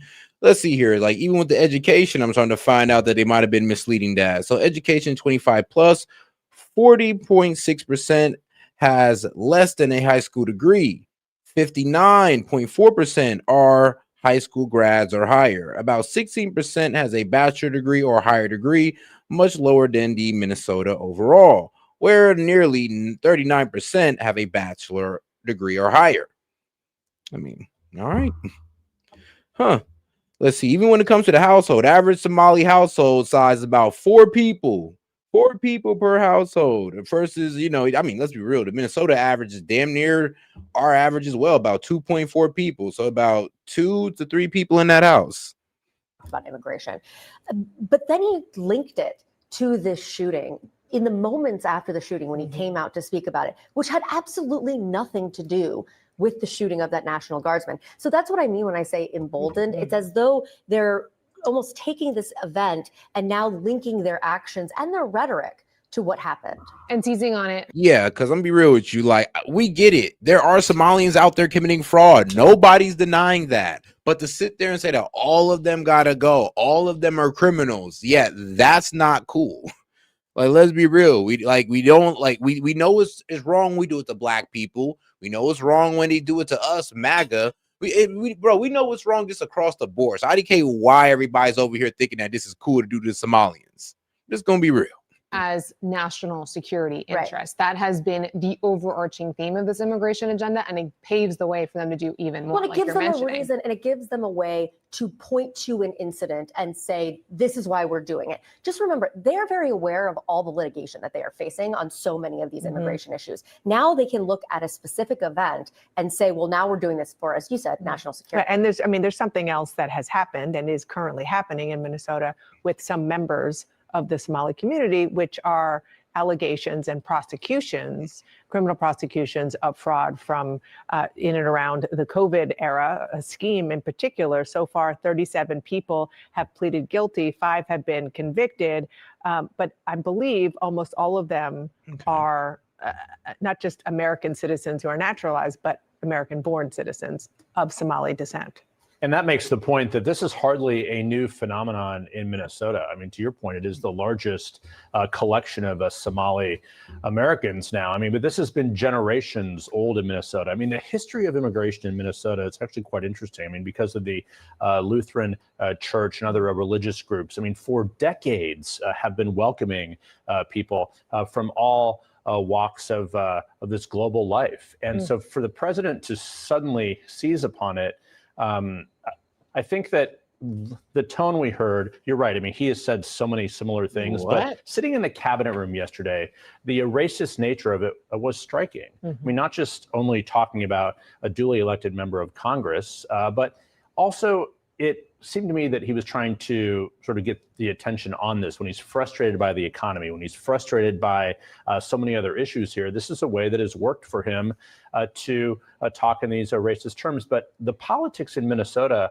are actually quite interesting. I mean, there are several interesting races there. The governor's race, obviously, a Senate race as well, other House races, not to make it about politics, but we are in inside politics here. So Go for it. The fallout from this, I think, is not necessarily helpful to some Republicans. They have long recognized many of these immigrants as very helpful to Minnesota. Of course, there are some criminal issues and they're being prosecuted here, but talking in this way is not helpful even to some of the president's allies. Yeah. Right. What I found so striking too about, in addition to what everyone has said at the table, is just how. I mean, let's be real. Not everybody in MAGA is, down with this whole, remove them all, Islam is evil and all this while, going balls to the wall with it.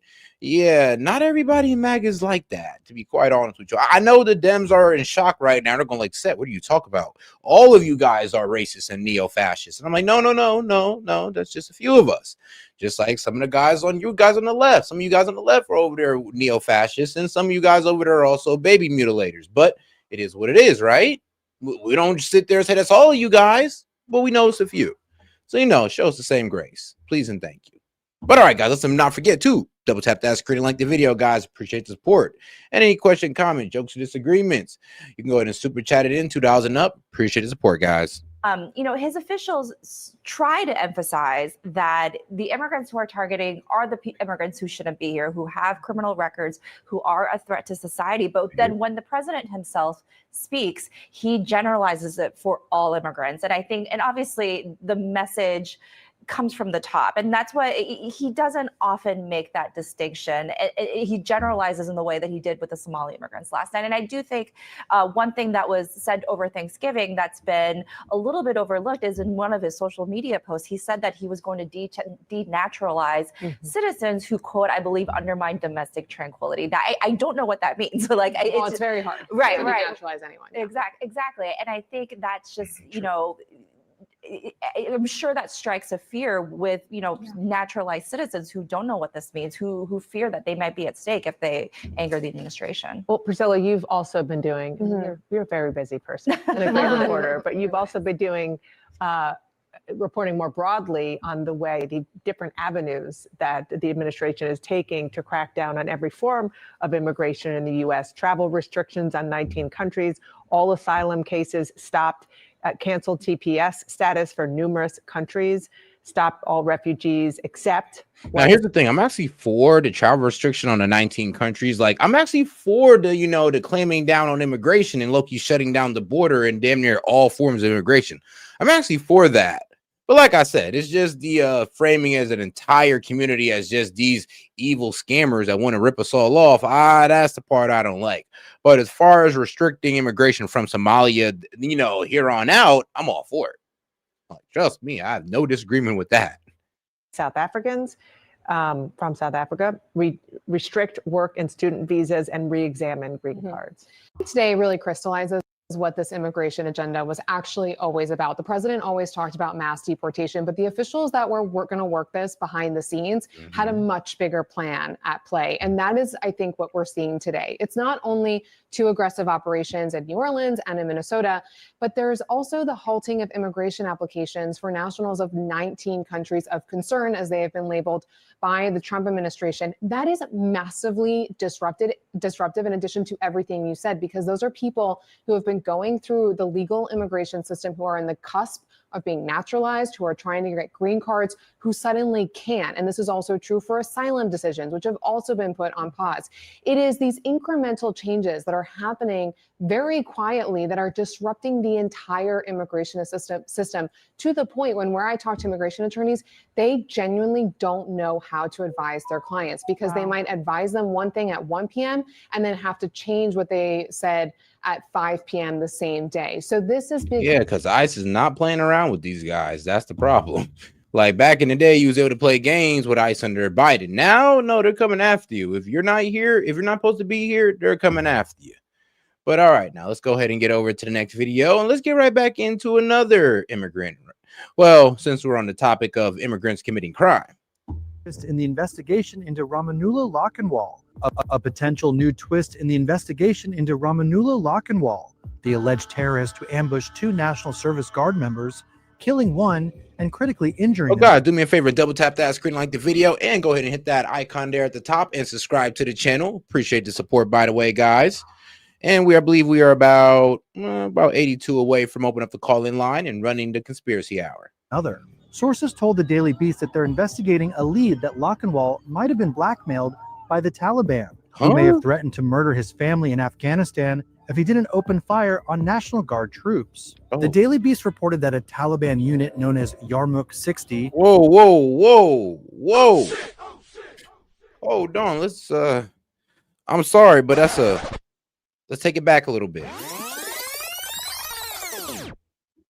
A potential new twist in the investigation into Ramanullah Lochinwall, the alleged terrorist who ambushed 2 National Service Guard members, killing one and critically injuring another. Sources told the Daily Beast that they're investigating a lead that Lochinwall might have been blackmailed by the Taliban, who may have threatened to murder his family in Afghanistan if he didn't open fire on National yeah, that'd be a good motivator to get me to drive across the country. Guard troops. The Daily Beast reported that a Taliban unit known as Yarmouk 60 has made it a priority to track down and sometimes kill Afghans who helped U.S. troops during the war. The anonymous source told the outlet that the potential blackmail wasn't the, quote, only line of inquiry the investigators are looking into. Near Farragut Square Park on November 26, gunshots rang out when a shooter ambushed 2 National Service Guard members in a broad daylight attack. The gunman, later identified as 29-year-old Ramanullah Lochinwall, allegedly trained the sights of a .357 Magnum caliber Smith & Wesson revolver at 2 armed National Guard members, Sarah Beckstrom, 20, and Andrew Wolf, 24, who had been patrolling the area at the time. Beckstrom was wounded in the heinous attack. Yeah, I mean, RIP to Sarah, and then of course the guy, he's fighting for his life. Like I said, both of them took a headshot. So sadly, she succumbed to her injuries, and the other guy's literally fighting for his life. And later died. Wolf was critically injured. A third unarmed National Guard member rushed to the scene, reportedly leaping towards the suspect and stabbing him with a pocket knife, according to conservative lawyer and strategist Mike Davis. A fourth National Guardsman later ran toward the fray with a pistol drawn and shot Lochinwall in the buttocks and leg. Disturbing video obtained by the Wall Street Journal shows the moment the hero National Guard member started shooting at the suspected terrorist, just moments after the alleged gunman ambushed Wolf and Beckstrom. More troops were eventually able to run to the scene and pin the gunman down as he was taken into custody. Lochinwall and his family were welcomed into the U.S. 4 years ago after he served in the CIA-backed elite NDS-03 counterterrorism unit, one of at least 5 paramilitary Zero units. Yeah, that was backed by the CIA, and they would carry out night raids on hitting Taliban units. The problem is, though, sometimes they'd accidentally attack innocent civilians. Accidentally. Whoops. Counterterrorism unit, one of at least 5 paramilitary Zero units that worked with the U.S. clandestine civilian organization. Because of his service to the U.S., Lochinwall was led into America in 2021 under Operation Allies Welcome, a Biden administration program to help Afghans who fought against the Taliban escape the war-torn country in the wake of the disastrous American withdrawal. After being welcomed in the U.S., Lochinwall, his hijab-covered wife, and their 5 children settled in the idyllic northwest Washington city of Bellingham and were given a $2,000 per month apartment. Neighbors told the Post he largely lived a quiet life in a modern apartment building where he often played Call of Duty and FIFA.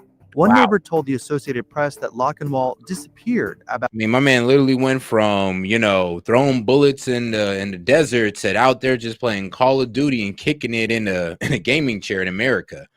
Yeah, I mean, that lifestyle change does something to people, but all right, we'll see where they're taking this. Post, he largely lived a quiet life in a modern apartment building where he often played Call of Duty and FIFA. One neighbor told the Associated Press that Lochinwall disappeared about 2 weeks before the shooting. A senior U.S. official told CNN that in 2021, Lochinwall was vetted by the CIA and checked through the... Nah, for real. Anybody else heard that too? He said a $2,000. He was given a $2,000 a month apartment. I'm like, given? AKA, he's not paying nothing on that? Like you did what? What? Gave him a $2,000 a month apartment. There's homeless veterans out there.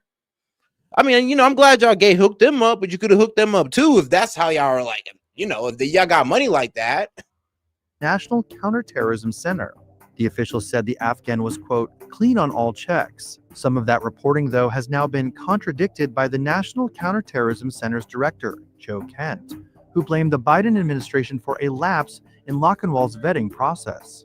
It is true that the terrorist who conducted the attack in D.C. was vetted by the intelligence community. However, he was only vetted to serve as a soldier to fight against the Taliban, AQ, and ISIS in Afghanistan. He was not vetted for his suitability to come to America and live among us as a neighbor, integrate into our communities, or eventually become an American citizen.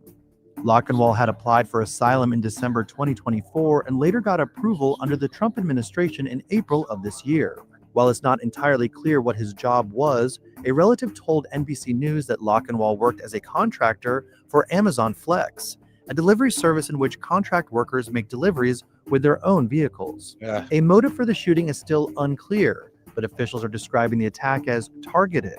A childhood friend of Lockenwall said the shooting suspect suffered mental problems from what he saw in Afghanistan. President Trump has also speculated about the suspect's mental state. He went cuckoo. I mean, he went nuts. And that happens too. It happens too often with these people. You see them. But look, this is how they come in. This is how they're standing on top of each other. And that's an airplane. There was no vetting or anything. They came in unvetted. Following the attack, the Department of Homeland Security announced it would stop processing immigration requests for Afghan nationals, pending a review of security protocols, and that all Biden-era asylum cases would be scrutinized. President Trump also directed a sweeping review. Because he came in here through Operations Allies Welcome, then they pretty much gave him the green light because, well, he helped us fight the Taliban. And let's be real, on logic, like what were we gonna do? Just leave him there to get executed by the Taliban after having this man help us? I mean, yeah, we paid him, but we kind of, if we leave him there, we kind of like left him to get executed. Would have that really been the right thing to do? I know what some of y'all are saying. Well, yeah, Seth, of course, I F him, but I don't know. I don't like it. That'll left a bad taste in my mouth. But all right, though, let's keep it going. Of green card holders from 19 countries of concern. Lockenwall was charged with first-degree murder while armed during a hearing with D.C. prosecutors at his hospital bedside. Where Man, if that's the case, man, we just better never use these guys to help us fight nobody ever again. Held under guard as he recovers from gunshot wounds. U.S. Attorney for D.C. Jeanine Pirro has said prosecutors will seek the death penalty in the case. And then somebody said maybe we should have never been in Afghanistan, and that's also, that's also a good answer too. That's valid. That's valid. But all right, guys, let's get on to the new video. Not a new video, but this video here. Breaking update on DC shooting victim. All right, let's get right into it. So as we await President Trump live at the White House, an update on the Afghan national who allegedly shouted Allahu Akbar as he opened fire on these two pictured members of our National Guard. Ramanullah Lockenwall pleading not guilty from his hospital bed yesterday to charges including first-degree murder and assault. 20-year-old Sarah Beckstrom is dead. 24-year-old Andrew Wolf is still fighting for his life in the hospital. The feds say that both were shot in the head. U.S. Attorney for D.C. Jeanine Pirro says there is potential for additional charges against Lockenwall, and she joins me now. Yeah, so yes, D.C. National Guard shooting suspect pleads not guilty. I mean, which is wild as hell, because it's just like, I mean, bro, you're on camera. You're right there. Like, what are you trying to say? Great to have you with us. Thank you very much. What are you going to do? Plead insanity? So give us a sense of where this investigation stands, if you can. Well, this investigation, Martha, is ongoing. I mean, from the moment it happened, all of our federal partners across the country, given that this defendant left the state of Washington and literally traveled in his Prius across the country to come to the nation's capital, there are a lot of points in between that we are involved in, and we've got our, as I said, our federal partners, FBI, the DEA. Nah, that is also true. Shout out Tori, because she said it. She was like, you know what? He can go in court and use that they were trying to kill my family BS. And that would be crazy, because, I mean, that'd be one wild way for a guy to get off. Is just that, hey, man, they said it was going to kill my mom back in Afghanistan. I had to do something. I'm like, bro. Couldn't have reported that, I don't know, to the FBI, maybe found a way to reach out. You were linked to the military. You did used to work hand in hand with the CIA. You could have reached out to somebody. Don't be. All right, look up Admadhat Billy Muhammad. Don't be shocked. Oh, trust me, I ain't shocked by any of these guys anymore at this point. the National Sure, why not? Guard, the MPD, and U.S. attorneys around the country who were involved in continuing the investigation. This case was put over until January the 14th. That gives us sufficient time to collect the evidence that we need to add additional charges to make this potentially a federal case.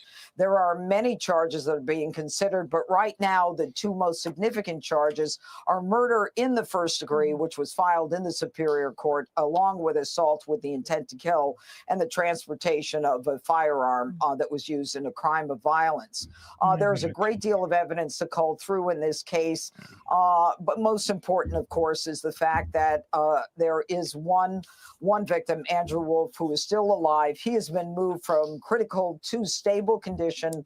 I spoke to his dad today. He's a former police officer himself.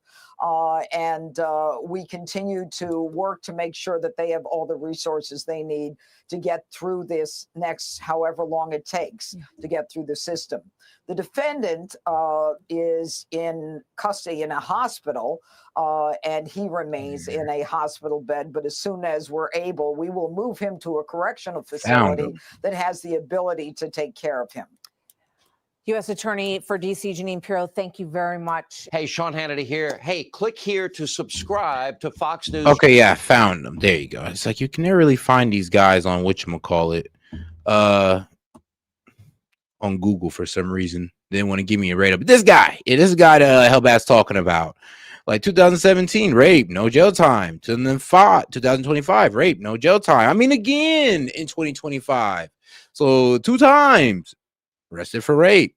I mean, it is a bit wild. And I did hear that, I did hear that some community center was trying to, give this man a sob story. And I'm just like, bro, what? Sorry, but there's no sob story you can give this man. And I'm hoping that's not true. I did see a letter, but I didn't fact check it. Because sometimes people like to, make these little AI stories. And trust me, it never really holds up. And he got you running out there thinking that all these guys are out here supporting child pedophilia or raping. But hey, we'll see. But all right, shout out. Well, first of all, shout out to Hellbat for setting in that $2 and also, bringing that to our attention. But all right, guys, let's go ahead and get over to Russia because I got some bad news for you guys. It's about to get real, like real. So, maybe I should start off with redacted first because I best get the worst out the way before I just really hurt your feelings. So let's go ahead and get into it. NATO's worst nightmare is coming. Get ready to hear the truth, guys. If for all my Ukraine lovers, you might just want to just go ahead and just swipe away right now, bro. I won't even blame you. You just can't handle it. Trust me, you just won't be able to handle it. Well, if you listen to the likes of those generals in military class that are paid to go on to Fox News or MSNBC or CNN, they're on the payroll, of course, and they certainly love war. Well, you'd certainly learn that Russia is collapsing or losing badly on the battlefield, running out of weapons, running out of fuel, running out of time. Here's just a few examples over the past few days. General Jack Keane, who you see there on your screen, former Army Vice Chief of Staff. Well, on October 25th, he said that Russia has completely stalled in their military advances over the past year and sustained massive casualties. And just a few days ago, he said, we're far from this war ending. Russia has... Yeah, this guy here, if you've been listening to this guy following the Russia war or the Russia-Ukrainian war, trust me, you've been completely uninformed about what's going on this entire time. Sadly, Fox News has misled the mass, and so CNN. Everybody, all of mainstream media has misled the people on what's really going on in Ukraine and how Russia's actually dominating the field. Changed its goals, but advances are not possible to defeat Ukraine. So advances are not possible by Russia to defeat Ukraine. Okay, again, this is like a paid guy who's on Fox News payroll on television telling you the truth about Russia. Okay, this is why so many people are misinformed. Here is General Christopher Cavoli, active U.S. Army general, not retired as of November 2025, Supreme Allied Commander of Europe in NATO. In a Senate hearing, he said that Russia's ground forces have decreasing quality overall and isolated areas of strength, but no momentum, no broad momentum. He described 2025 advances as not like Pearl Harbor, emphasizing slow progress due to unanticipated high losses. Yeah. So basically, Ukraine's innovations in drones and defenses are just stopping the Russians in their track. No momentum at all. Huh. But how's this for momentum? A new report out this week shows just how much momentum Russia actually does have. I mean, they're slowing them down in momentum, but they ain't got no missiles. That's hilarious. And they got to beg the world for missiles as Russia just fires missiles and drones willy-nilly into Kiev because they've basically run out of defenses. In just the past... But look over here at the Russian takeover. Russian army progress September through November. It gets real. Just how much momentum Russia actually does have. In just the past 5 weeks, Russia has now captured 86 villages or settlements. 86. Call them towns, villages, cities. 86 of them in the past 5 weeks. And you can see it's not just in one little area. It's all over the map, completely surrounding Ukrainian forces. 86 of them. Just you can see the Ukrainian defenses just melting away. I mean, the effed up part is they're mainly surrounding these villages with drones. And they're, of course, they're just villages. They're going to surrender. And they force out the Ukrainian guys by, of course, kamikaze droning them. So actually, yeah, Russia has actually turned the tables on Ukraine when it comes to the drone warfare. Now they're the ones dominating at it. Right. And a few hours ago, Trump's team just arrived. And of course, the added fact that they have missiles, and then, compared to Ukraine, they got an unlimited amount of missiles, and they don't got to depend on nobody to give them missiles. These talks in Moscow. Jared Kushner has now joined the ranks, and they are in Moscow this evening. We want to bring in Colonel Douglas McGregor now to talk all about this. Where do things stand? With these TV generals who are making money telling us that Russia is losing this war, General. I know you got a good laugh out of that. Good to see you. Well, it's nice to see you. I love your fireplace. I can feel toasty warm just watching it. It's really good. Love the ambiance. Are you under snow right now? We have a little snow. We have a snow warning, a heavy snow warning right now, actually, here in the Rocky Mountains. So I was going to say, it's about time for you to be hit hard. Well, speaking of being hit hard, anybody that listens to this stuff is probably being hit very hard over the head and needs to wake up. Pokrovsk. Yeah, wake up from the delusion. Wake up. Not Russia. Well, Ukraine has lost. Russia has won. They're most likely going to get that land. They're going to get their way. They're going to get let back into the global economy. And guess what Ukraine's going to get? Spared. And money to be rebuilt. And of course, we're going to help them out by, of course, engaging in that rare earth minerals deal. So don't worry. The Ukrainian people, they're going to get their help. But sadly, the Russians won. Capture and effectively. And I blame NATO. The collapse of the Ukrainian front in and around Pokrovsk is the death knell of the Ukrainian army. Ukrainians have been taking horrendous casualties, thousands and thousands. Thousands of Ukrainian troops are surrendering. And what we're learning is that large numbers of these troops have had maybe a week in uniform before they were sent to the front. Wow. So unsurprisingly, large numbers of them are simply surrendering because they know they're going to be annihilated. Yeah. The Russians have never... I mean, bro, they're pulling civilians. Ukraine is literally pulling civilians off the street to fight trained military men from Russia. I mean, come on now. Like, that's just not cool. Bro, that's like taking you and me outside as untrained as we are and just putting us against Russia. Can you imagine? Trained Russian soldiers. Is that fair? Of course not. Never had as a goal the conquest of Ukraine and its territory. They were only interested in the territory in Ukraine that was historically Russian and populated with Russian speakers. So once they captured most of that, they established a strategic defense. And our brilliant leaders in NATO advised the Ukrainians to throw themselves against these defenses. And these are not defenses like the ones that we saw, say, at Normandy. You're talking about a very complex integration of intelligence, surveillance, and reconnaissance platforms with multiple strike platforms on the ground, in the air, at sea. And shout out to my man, the Cap Hunter, says, time for Squawk Box later, folks. Hey, man, shout out. Shout out to my man, the Cap Hunter. Out here hunting all the Cap in the chat. Shout out to the Cap Hunter. About rocket artillery, missiles of all kinds, as well as conventional artillery, all the way down to mortars. And they have the gift of precision, which 25, 30 years ago they didn't have. They have it now. And so they have been able to annihilate hundreds of thousands of Ukrainian troops. The war is tactically and on the battlefield, I would argue, strategically lost. But as long as the Russians do not advance to the Dnieper River, which I think is now imminent, people are going to continue to insist that the Russians are losing and ineffective or can't do the job. Right now, the Russian casualties and losses are probably in the realm of 130, 140,000 total. Ukrainians are now up to 1.8 million. This is no contest. It's tragic that we don't get the truth. We're not alone. Most of the Europeans aren't being told the truth. But in Washington, D.C., in the globalist governmental environment, it is the narrative that is rewarded, not the truth. And the narrative doesn't have to be true. It just has to be repeated often and sound convincing. I mean, guys, you don't understand how much times some type of like foreign company would reach out to me talking about, well, are you willing to speak good on behalf of Ukraine for X amount of dollars? You have no idea how much Ukrainian backed channels have offered to debate me over Ukraine. And bro, their whole channel is dedicated to Ukraine.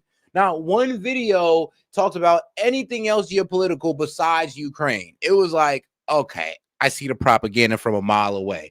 Actually, you're kind of just shoving it in my face. So after seeing that, how much people were willing to sell this lie that Ukraine was out there, holding their own against Russia, I was like, okay, yeah, Ukraine got it. One, they're losing. Two, it just makes sense that they're losing, because how the hell were they going to be the superpower? The one that out missiles them, out drones them, outman them. Like, how is that ever going to work?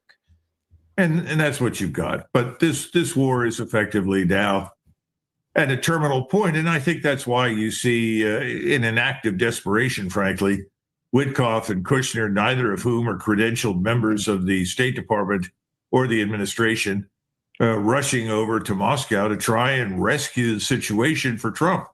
What Donald Trump wants is an optical illusion. He wants an event that shows him as having contributed to peace. Yeah, but the Dems won't let him have it. I mean, look, we can say Trump is going to say, look, I brought the peace deal to them, but the Dems are going to say, yeah, but it was overly favored towards Russia, and you pretty much just gave Russia Ukraine. That's how they're going to frame it. They're not going to say, oh, this was no peace deal, this was a concession, instead of actually framing it as a peace deal that it is, because Ukrainians stopped dying. I thought is that not important, or do you just want to send these guys to the wood chipper for, the F Russia agenda? Like, is it really worth it? And the thing is, it ain't you stepping out there to the battlefield. So come on now. Freaking out all over. I think it's going to be tough to get it. I'm sure the Russians will try to oblige, because they would like nothing better than for this war to be over.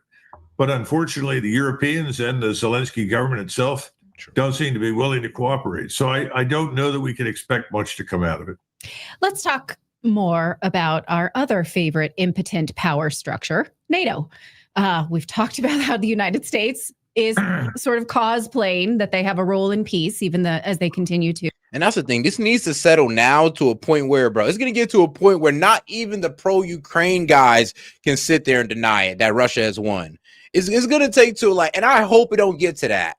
I hope it doesn't get to Russia doesn't win to a point where even the pro-Ukrainian guys are like, all right, yeah, Russia won.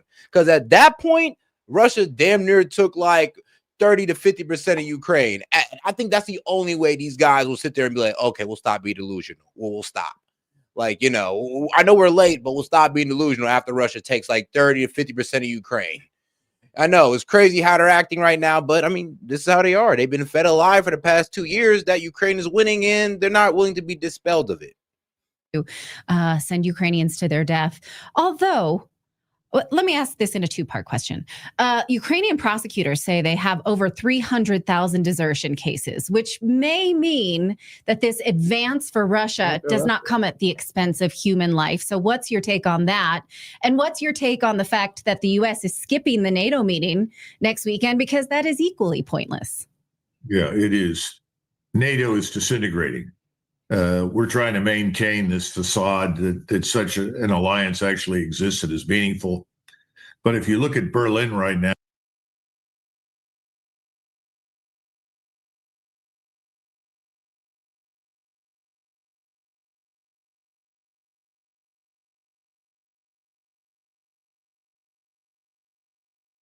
now in Germany. Germany is like a volcano that is beginning. Damn it. Damn it, damn it, damn it. All right, my bad. I was just doing a quick little plug, pretty much just saying, make sure you guys double tap the screen and like the video, hit the icon up top to subscribe to the channel. Appreciate the support. If you have any question, comment, jokes, or disagreements, $2 and up. And we are $75 away from opening up the call-in lines and running Conspiracy Hour. All right, there you go. There's this fuel. Damn mute button. Beginning to erupt. The anger, the frustration, the hatred that the population feels for the government in Berlin cannot be overstated. And the right, nationalist right in Germany is growing by leaps and bounds and is being joined, interestingly enough, by the far left nationalists. So I think it's only a matter of time until Merz is gone. And of course, in an effort to create the illusion that they are doing something that is going to change the outcome in Ukraine, they're now spending like drunken sailors on the military industrial base in the hopes that this will persuade people there's something real about it. Situation in Paris is not a whole lot better. Starmer in London is about to go under. I mean, yeah, the European leaders need to come in front of the world and just say, look, bro, the jig is up. The jig is up. We were lying to y'all. We was hoping that maybe if we lied to you guys and make y'all believe that it was actually going to help Ukraine win. Okay, look, hey, you know, the power of belief, right? We was hoping that was going to work for Ukraine. If the European leaders are willing to come out and say that, they might be forgiven. Otherwise, you were promoting this war at the loss of hundreds of thousands of Ukrainian men's lives. So, I mean, which one you want to do? All you have to do is look at the true state of the economies. The economies are in desperate condition. So the facade is crumbling. And it makes good sense not to bother going to this NATO meeting because you're not going to get anything out of it. People that are in power right now in NATO are really enemies of peace because they know the outbreak of peace, the admission of failure, means the end of this globalist elite's tenure in power.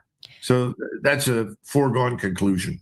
So you guys have heard of the bearskin hoodie, right? It's my favorite hoodie. It's the one I'm wearing right now with the removable patches on the side. This thing is built like a tank. This thing is incredibly warm when I walk the dog. It just turned really. Somebody said in the chat, ask Ukrainian people, not you, bro. You think the Ukrainian people even want to admit this loss? Actually, I'm pretty sure if you find the right Ukrainian, they're going to tell you, bro, shut the F up, bro. Shut up. We're dying out here. We're dying. Sorry to be a dick about it, but I'm sorry. That's actually what's going on. There ain't no need to ask Ukrainian people. You just need to read the stats of the battlefield and honestly read the Ukrainian peace deal, and you'll kind of see why everybody is understanding that Russia's winning. Because why would a peace deal be so favored towards Russia if they're losing? Their military industrial. And don't be delusional and say because Trump is selling out to Putin. No, don't be that delusional now. Complex, which now has sold the European people expanded military budget, this idea that they can now build an economy based on weaponry, this idea that now they need a surveillance state. The people of Europe are still going to continue to lose, even if NATO's role here is absolutely unnecessary. Well, a couple of things to keep in mind is just spending money doesn't produce military power. I know Americans don't understand that. Americans think that the Department of Defense is sort of a giant Walmart. You walk in and you pick stuff off the shelf, you pay for it, and instantly you have military power. True. It takes time to build military power. You have to have a lot of trained manpower. Yep, that's true. I mean, that's why we had the Qatari guys come over here and train because, well, they bought our jets. And buying our jets doesn't automatically mean, oh, well, now they have an air force on par as ours. No, because their pilots are nowhere near and we constantly upgrade our jets. But one, we just have very experienced pilots. They don't have that. And it's going to take a while for them to have enough experienced pilots to out-compete a formidable air force. When you go on the ground, and that's really what we're talking about, because you're dealing with a continental power in Russia. And it's a continental power like no other, as has been demonstrated throughout its history. They field enormous forces, and these forces are actually today very, very good.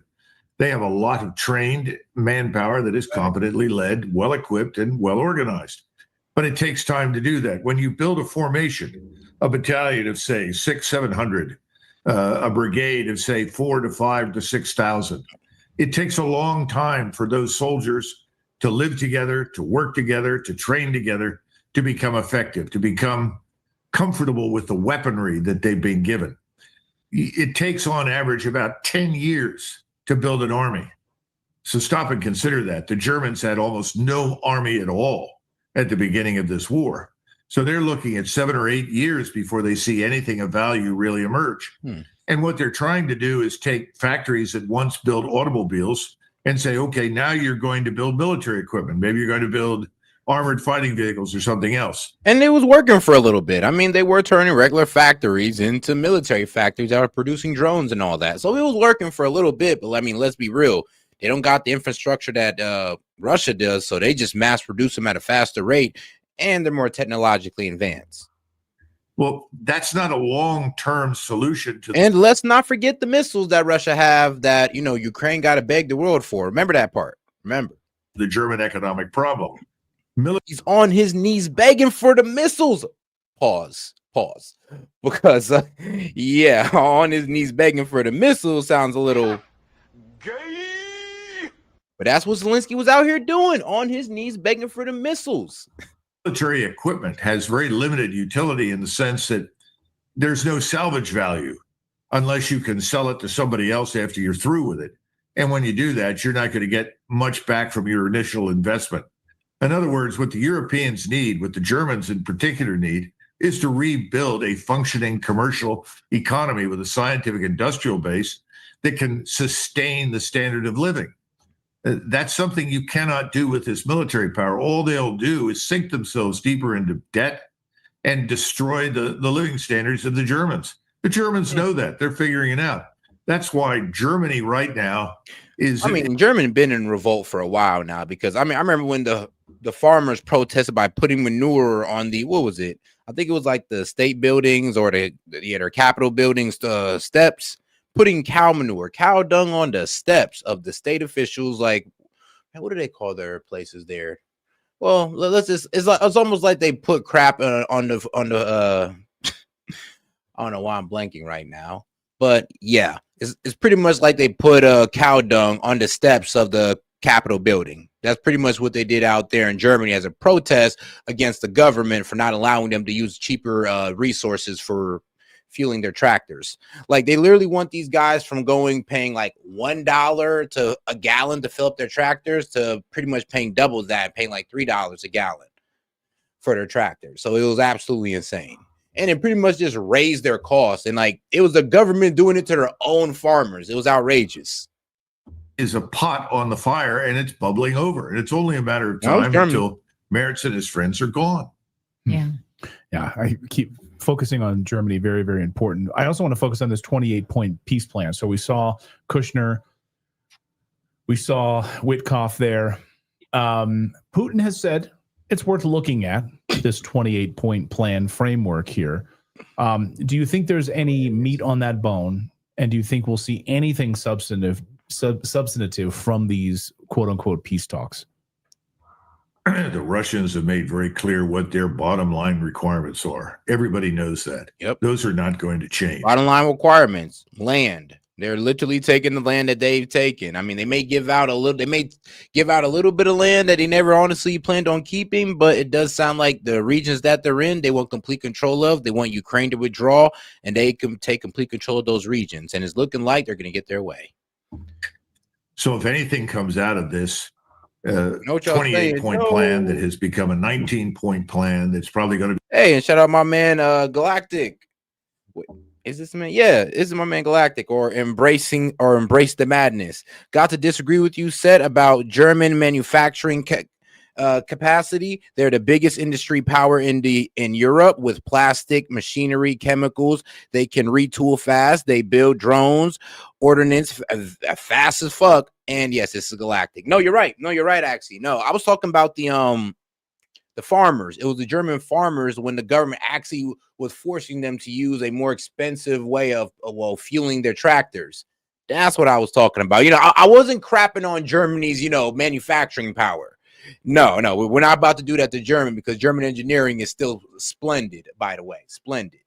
I mean, have you ever been inside a Mercedes? Like, come on now. Become an 11-point plan.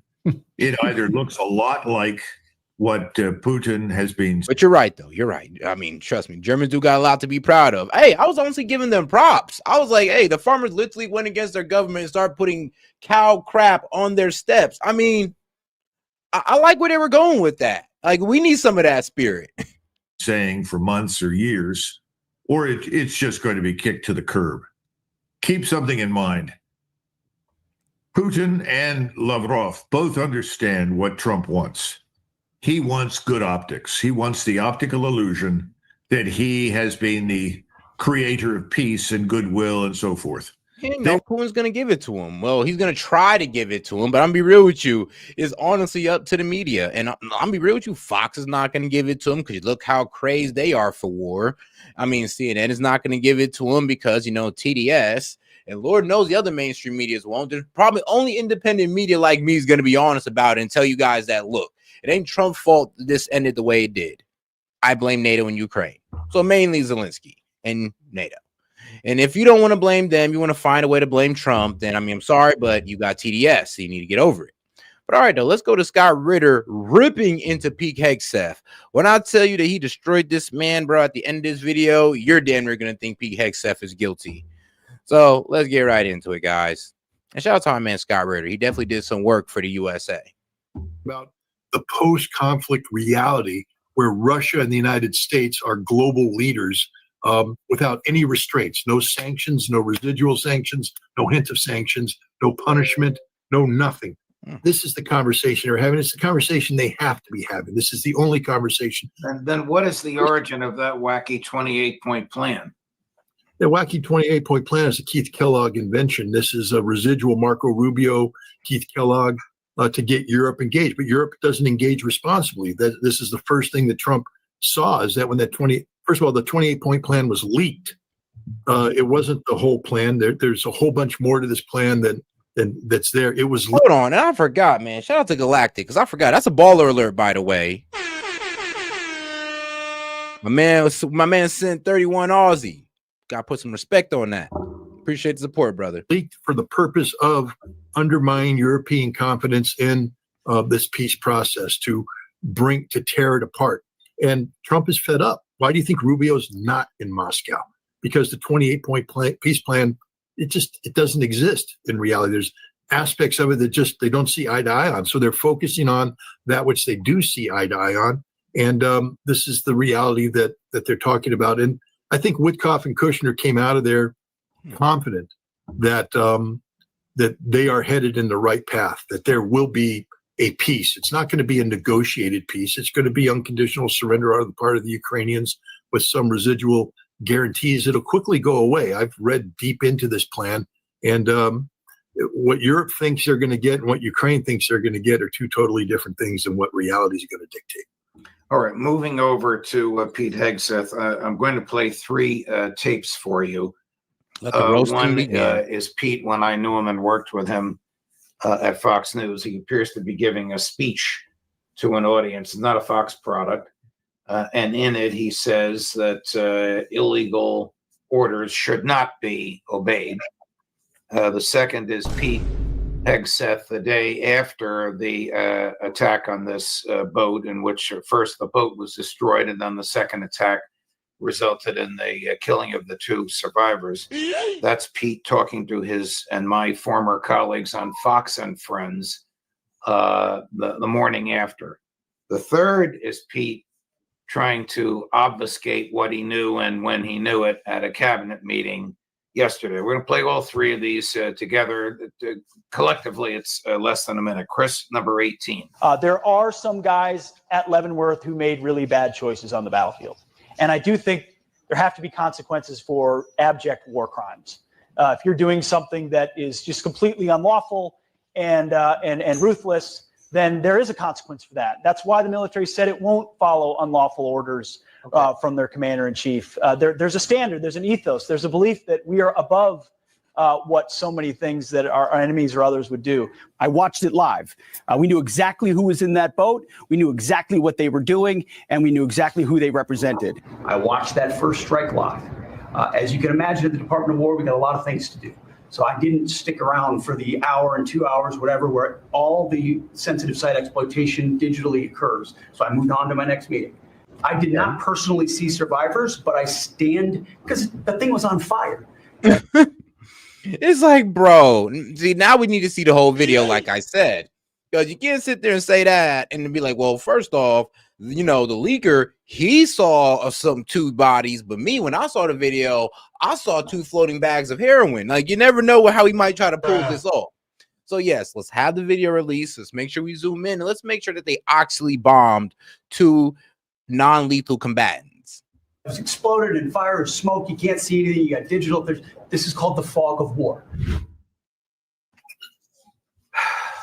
All right, your reactions from what we have seen of him, and then we'll dive a little bit deeper into what is expected of professional military men and women. First thing you have to understand is Pete Hegseth knows he committed a crime.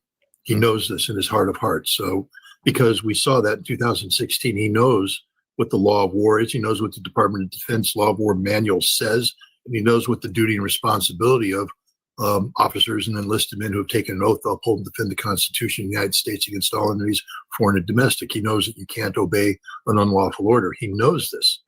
I think people need to realize that here we are the first week of December. The incident we're talking about took place on September 2nd. At that time, the commander overseeing this was a lieutenant or a vice admiral named Frank Bradley. He was a commander of Joint Special Operations Command. The Tier 1 commando unit operates out of Fort Bragg. They had operational control here. And there was an ethos at play. It's sort of interesting to hear Hegseth talk about an ethos that, you know, let's go back. Do you remember when Hegseth summoned 800 flag officers and senior enlisted and put them in Quantico? He made a fool of himself trying to pretend he was George Patton. Correct. But basically, you know, the problem with that speech is that it can be used at trial and probably will be used at trial to show intent, because there's 2 war crimes that took place on September 2nd. Really? The first war crime was the order from Trump through Hegseth to kill them all, take no prisoners. And if you listen to that speech and parse it down, he's talking about we're not going to be held by ridiculous rules of engagement. Our job is lethality. We're going to go in there, we kill things, we break things. This is what we do. You know, we ask for forgiveness later kind of attitude. Stupid speech, criminal. But it appears that, again, the president echoed the same sentiment. And then you have a situation where the orders have been given. Now, the commander of JSOC at the time, Bradley, you know, he comes from an organization, SEAL Team 6, that has huge ethical problems. I mean, you know, these are guys that canoed people. So remember, Pete Hegseth was pretty much trying to shift blame to Admiral Bradley. Admiral Bradley is the one who pretty much ordered the strike, the second one. He used to be, or I guess I believe what he's saying is that he has connections to SEAL Team 6, so I guess he used to be a part of it, or is still commanding it. And SEAL Team 6 has been known to do some very shady, or as we say in the black community, shiesty things. Well, you can Google that if you want to. Talk about Robert O'Neill. Or if you're from the UK or Australia, abhorrent things, very abhorrent things. And what he did to Osama bin Laden. He didn't kill him. He just blew his head open. It's just a SEAL trademark, a red team trademark. These people murder people. They committed horrific crimes in Iraq and in Afghanistan that have been covered up. The SEALs are a corrupt organization, morally, ethically corrupt. And so here you have this guy, Vice Admiral Bradley, who came through SEAL Team 6 from 1999 up through 2015, was a participant in a command function in all of the crimes committed by SEAL Team 6. And now he's there, and he's been told by Hegseth to kill them all. You got to understand, like SEAL Team 6, I mean, they have been known to do some wild things. Like, I remember there was like a secret, like allegedly, the way they killed Osama bin Laden is that one, they beat the shit out of him. They lined up a bunch of his family members and end up shooting all of them in front of him. Yeah, they don't tell you that part. And, you know, of course, they took his body and dumped it into the ocean. But before all that, they beat the shit out of him and then executed his family in front of him. And I mean, apparently people are going like, whoa, that actually happened. Now this is allegedly, this hasn't been proven, but yeah, there are stories around SEAL Team 6 that kind of make you shiver a little bit. Like, whoa, I mean, they're doing stuff like that. They're doing people like that. And so he did. And on September 2nd, in violation of law of war, he ordered a second strike. And remember, this wasn't in the fog of war instantaneous. Hegseth condemns himself. Hours of digital sensitive site exploitation. That means that they were poring over the video. They saw the survivors. Well, Hegseth said he didn't see no survivors. Like I said, I mean, the leaker saw 2 survivors. Hegseth could have saw 2 floating bags of heroin that just happened to look that look like brown people. I mean, you never know. So that's what I'm saying. We need that video to come out because he's making some really good points right now. But until that video comes out, we don't know for sure. Because when Hegseth sits there in our face and hits us with the, well, I didn't see nobody on there. Now we're just like, hold on. I mean, you got the leaker saying that's in the military who leaked this, pretty much saying, no, I saw 2 survivors. I saw them get obliterated. And then we got Hegseth, who seen the same video this leaker seen, telling us, well, all I see was flames in a boat. And that's it. Like, bruh. Like, really? That's what you're leaving us with? Like, really? Bruh. Killed them with a deliberate second strike designed to kill these people. It's a complete and utter violation of the law of war. You can't do it. They are hors de combat. They're out of the fight. Now, and we also do got to remember, SEAL Team 6 is an elite team. So the way they're able to move is a bit different than most. So I'm not justifying their actions, but there may have some legal justification just under that alone. But who knows? Who knows? Because honestly, I'm not really sure how they're going to skirt around the whole fact that they did bomb a non-lethal combatant. And there were times that we bombed boats before and people survived. A couple people survived. We rounded them up and we sent them back home where you pretty much asked them, their country, to charge them and where we not deported them to, but dropped them off at. There's no gray zone here. This is black and white war crime that was committed by a Navy SEAL giving orders to SEAL Team 6, who long ago forgot what their ethics are. Now, he was replaced on September 23rd. Bradley was promoted up. I think he's the commander of Special Operations Command today. He was replaced by Lieutenant General Jonathan Braga. Braga's Delta Force, completely different beast. And Braga did a complete revamp of. Oh, guys, do me a favor and double tap that screen and like the video, and also hit that icon at the top of the screen there, and make sure to subscribe to the channel, guys. Appreciate the support. The way JSOC operates because of the September 2nd crime, which resonated throughout the chain. I'm just here to tell you right now, everybody knew a war crime had been committed. And this is why Braga changed the whole approach. And on October 26th, maybe, there was a strike against a narco trafficking submarine. And they blew it up. And lo and behold, there's 2 survivors. And JSOC helicopters come in and rescue them. Yep. And take them to a ship. That's the story I was pretty much talking about. When they blew up the submersive, there were 2 people that were still alive. We came back around, we got them, and we dropped them back home. Easy peasy. I mean, what was so different now? And like I said, the only excuse, and here's I wouldn't even believe it if they told me this, but the only excuse I can hear is that, oh, these were high value targets. These were like key leaders in the cartel. And it's off the common sense of that. I'll be like, bro, why the F with the cartel float out their leadership in the middle of the ocean, or the middle of the Caribbean Sea, knowing damn well we're bombing everything we see in that bitch? Like, why would they do that? See, the whole operating procedure changed because you had an ethical leader come in and say, we don't kill them all. We obey the law of war. This is how we operate. And, so again, Hegseth has to be careful here because this case will not survive trial. He will be found guilty of 2 war crimes, and he will be, a clear element. You know this, Judge. Intent is everything. What is your intent? Did you intend to commit a crime? Right. He intended to commit a crime. So did Bradley. They knew what they were doing was wrong, but they had this ethical foundation that said it doesn't matter. We're America. We're narco. We're the new military. We're tough. We're bad. We kill them all. Well, you may go to jail for the rest of your life, Pete Hegseth, and you should. Here's him condemning stupid rules of engagement in that rather flamboyant speech to all of the flag officers a few months ago. Chris, number 7. And this is where Pig Hegseth cooks himself, sadly. 7. We unleash overwhelming and punishing violence on the enemy. We also don't fight with stupid rules of engagement. Within international laws, of course, right, Pete? Right? We untie the hands of our warfighters to intimidate, demoralize, hunt, and kill the enemies of our country. Without committing any war crimes. Right, Pete? Right? No more politically correct and overbearing rules of engagement. Just common sense, maximum lethality, and authority for warfighters. That's all I ever wanted as a platoon leader. And it's all my E6 squad leaders ever wanted, back to that E6 rule. We let our leaders fight their formations, and then we have their back. It's very simple, yet incredibly powerful.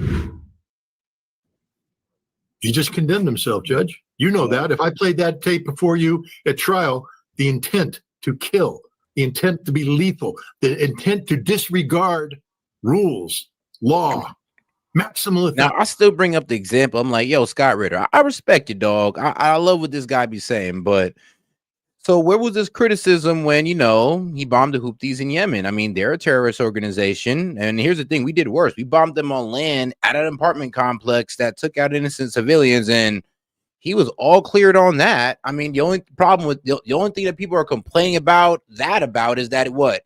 He talked about it in a Signal chat.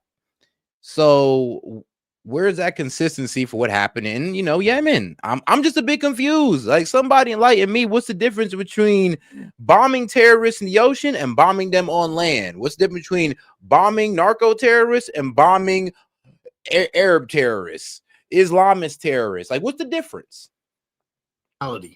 He just condemned himself. He is guilty as charged. He's a dead man walking. Here's a White House reporter asking the press secretary, who's not a military person and she's not a lawyer, was the second follow-up strike lawful? Chris, number 9. You said that the follow-up strike was lawful. What law is it that allows no survivors? The strike conducted on September 2nd was conducted in self-defense to protect Americans in vital United States interests. The strike was conducted in international waters and in accordance with the law of armed conflict. He did was read a statement that somebody wrote for her, but it is ludicrous for them to suggest self-defense. These two guys are clinging to some pieces of wood that 2 hours before was their boat. Yeah, I mean, Jed, I guess you're right. I guess bombing places is just like real estate. Location, location, location. I guess I'm with you on that one too. I guess when you bomb people, you gotta choose where you bomb, like you choose real estate. It's all about location. Which is wild as hell to say, but I guess that's what it's about at this point. What threat are they? No, I've been reading a lot, and we are dealing with the fog of journalism right now because there's a lot of cover up taking place, a lot of panicked people. But what's clear is that the President of the United States, working with Department of Justice lawyers, has crafted a legal argument that makes these narco traffickers a threat to the United States that justifies military intervention. Okay, so you and I can argue that and all that stuff, but the bottom line is, if I'm a military commander, understand you're not allowed to obey an unlawful order. But if the order that comes to you, you have to presume is lawful, and it's gone through, a Department of Justice review, and you have the Attorney General of the United States signing off saying you're allowed to hit these boats and kill them, treat them as the enemy. That's an order you must obey. You don't get to judge the constitutionality of that. So this initial strike that was done, you and I can both disagree with that outcome. I believe that it's wrong and all that, but The president has lawyers who has come up with specific wording drawn from the law of warfare manual. And shout out to my man Chase for sending the high five for 100 joules. Appreciate the support. And like I said, you guys can send a gift as well, because for every 100 joules is $1.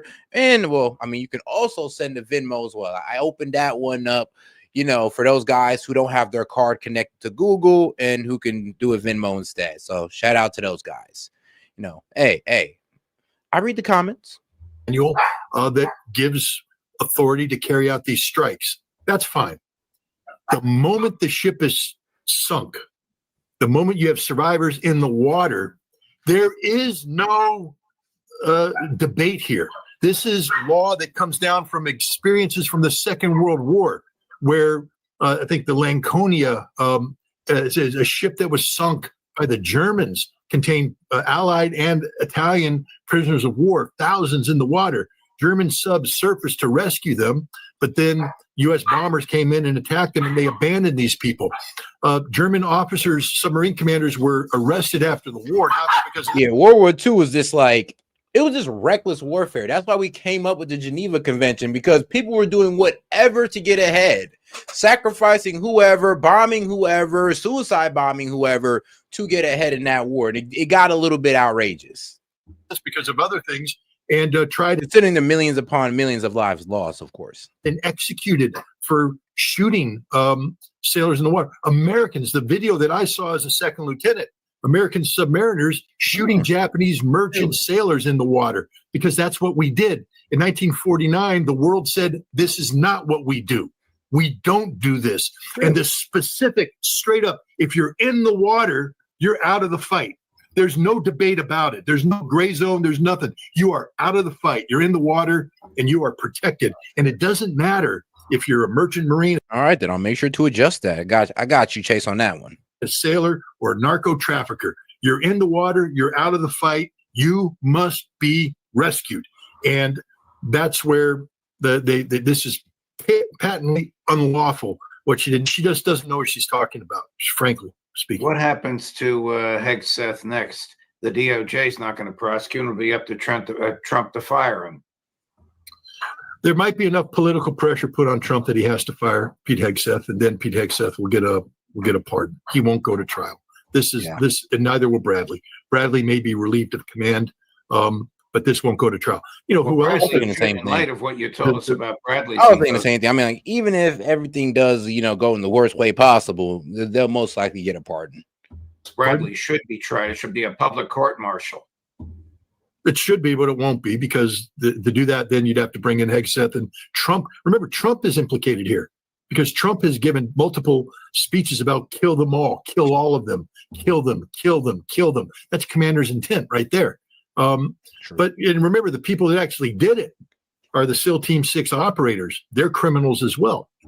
They won't be tried.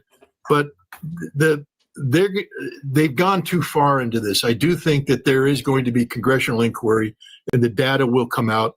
There's a reason why we rescued 2 people on October 26th.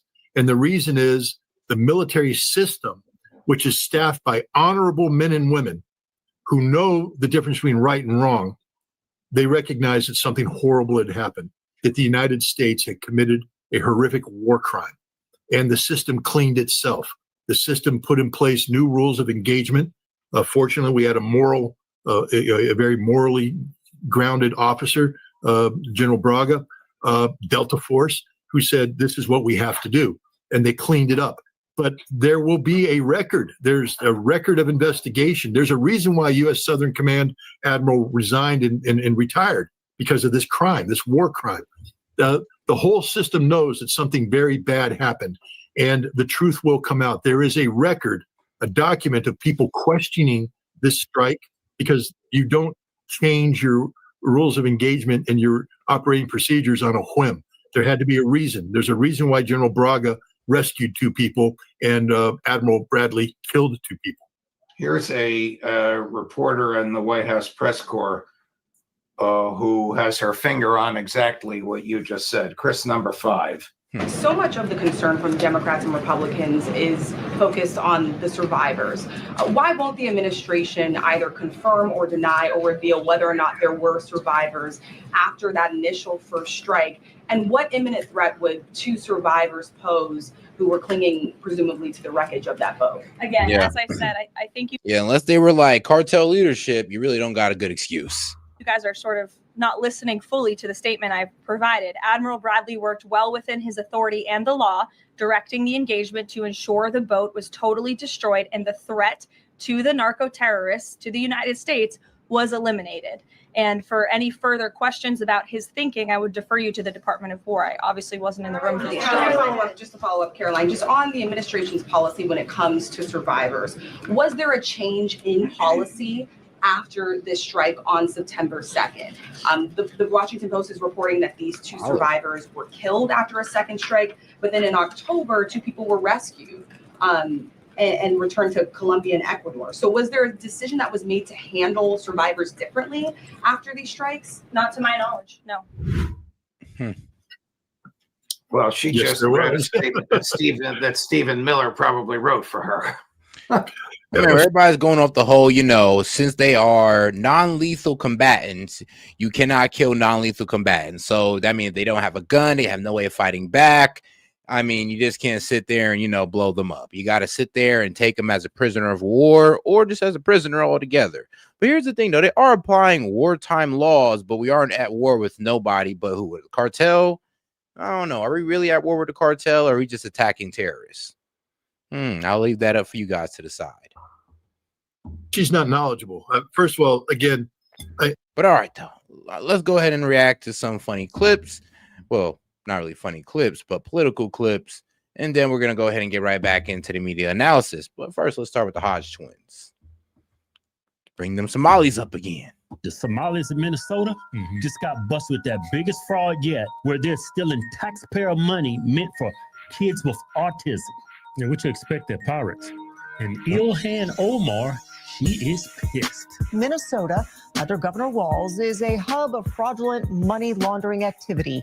I am, as the President of the United States, hereby terminating, effective immediately, the Temporary Protected Status, TPS program, for Somalis in Minnesota. Somali gangs are terrorizing the people of that great state, and billions of dollars are missing. Send them back to where they came from. It's over, President DJT, end quote. He actually said it this time.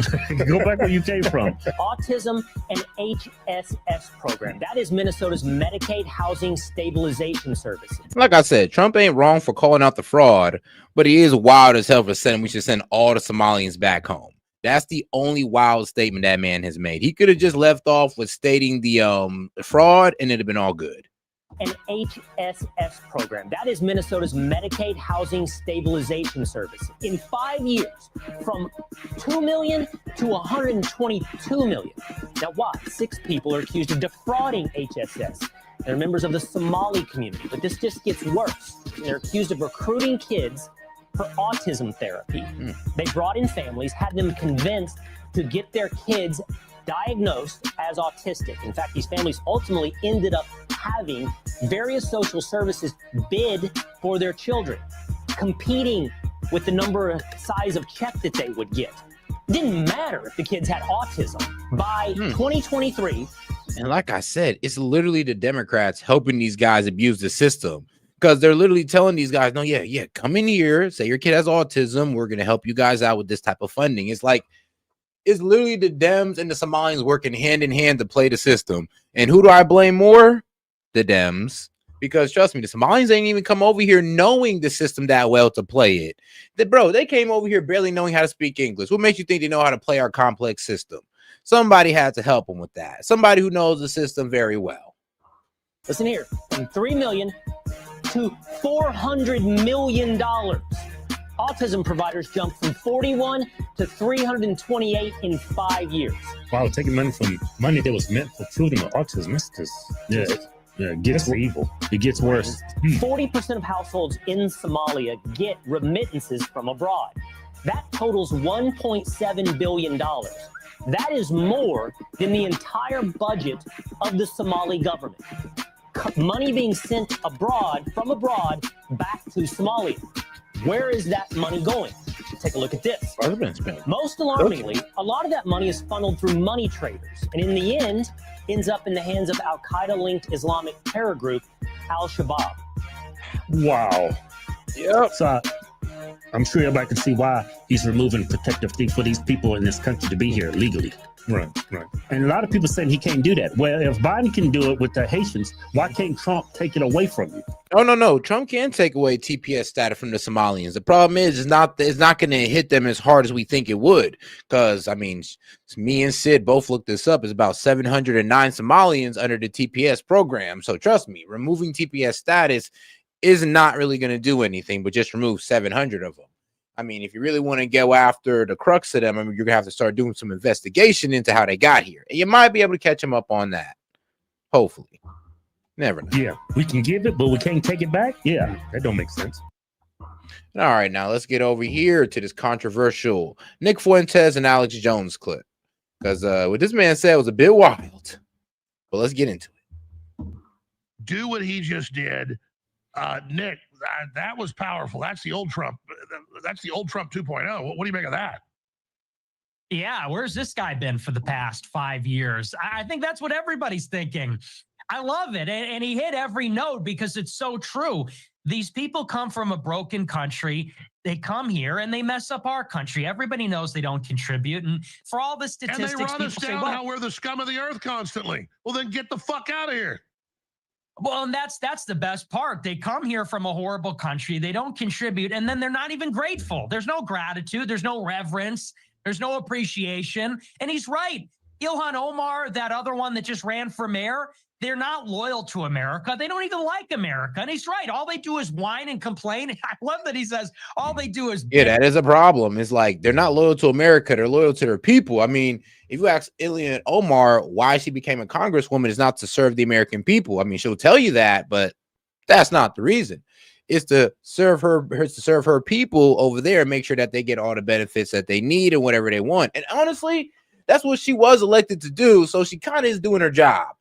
But the problem is, though, is that you're just for your group, your voting group, which is mainly Somalians, and you're not for the American people. That's a problem. I mean, you could be for your constituents, as long as you're also for, the entirety of the American people as well. I mean, you can't be out here picking and choosing.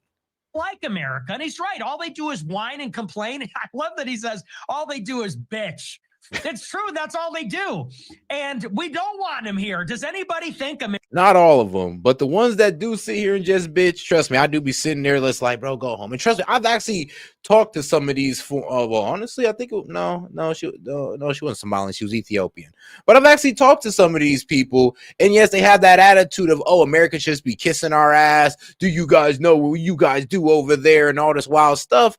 And I'm just sitting there just like, yeah, look, I get the past is the past, but that's no reason to disrespect the country that's giving you the most freedom and opportunity in the world. I mean, like, trust me, if you love your country that much, your ass will be living over there. So I don't know what all this fake ass love for your country is, because you loved it that much, you would accept the one-time jet pass that I'm offering for your asses to all go back there. And like I said, it will be and on that jet will be the last luxurious thing you experience. And then you would touch down in Somalia. America's made better by a bunch of Somalian immigrants? We don't want them here. It's just not a good idea. Don't need them. And it's so healthy to start differentiating and bring back common sense. That was so revolutionary. Wow. It is, but now we need to see something done about it. They need to go into Minneapolis and liberate the city, because otherwise it's all talk. Okay, it's a great statement. That's what everybody wanted to say. It's very cathartic. It's like, I feel good when I hear that. But if in 3 years, Minneapolis is still Somalian, I'm going to say WTF. What happened then? By the way, both the cops they hired that were Somali non-citizens killed people and lost their jobs within a few months? Really? I'm sorry about Somalis, folks. Let me just be honest. They literally admit it is a culture of slavery and piracy. Well, and it's them. It's the Haitians. I mean, that's what their country is dissolved down to slavery and piracy. That's all that goes really down in Somalia. It's kind of effed up out there. And I mean, if, somebody ever wants to bring it, well, it's due to our intervention. Well, you got a point. But But at a certain point, though, y'all got to blame yourselves for not being able to hold y'all country together. I mean, it can't be our fault forever now. I know we started it, but how it finishes up to y'all. I know that's a dickhead answer, but it's a real one.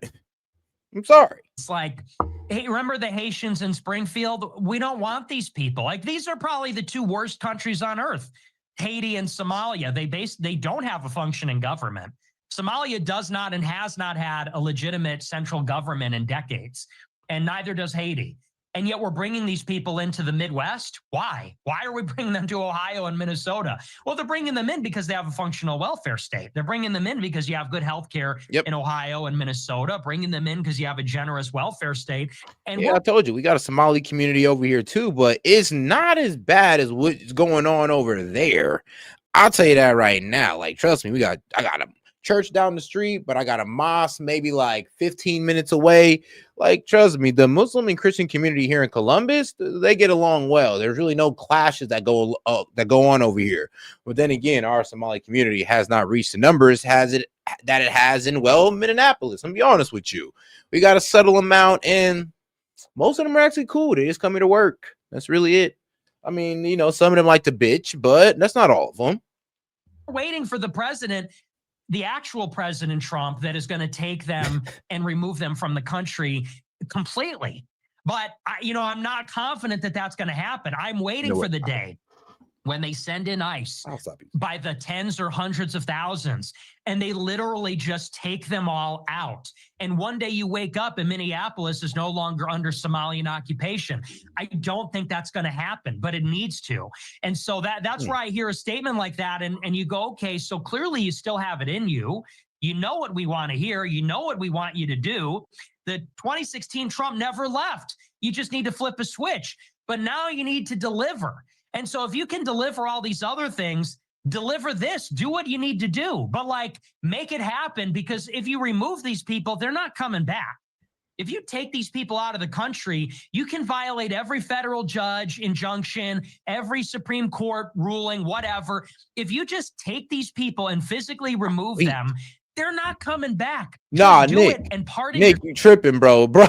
It's like the Dems are going to lose their shit, bro. They're literally going to lose their minds. I wouldn't be surprised if the Dems did some old hippie tree hugger shit and literally chained themselves to the planes that we're going to be deporting them on. Okay, Nick? I don't think we're going to be able to get that one off, to be quite honest with you. He said, F it. Deport them all. F the law. F what the Dems are saying. And just pardon everybody in the end. Dog, the Dems are going to lose their ish in between that. Yourself, do it and pardon your people, but we just have to start getting them out. And by the way, you're putting them into a wonderland. They all say how great Somalia is. You're doing them a favor. Yeah, they're so proud, right? I mean, they're so proud. I'm pretty sure Somalia would be great if it could establish a government. Their culture and their heritage, and they're so much better than us. So let's just do them a favor. We'll get them a nice military cargo plane ride right back, and then we're going to slam the door shut so they're never tempted to return.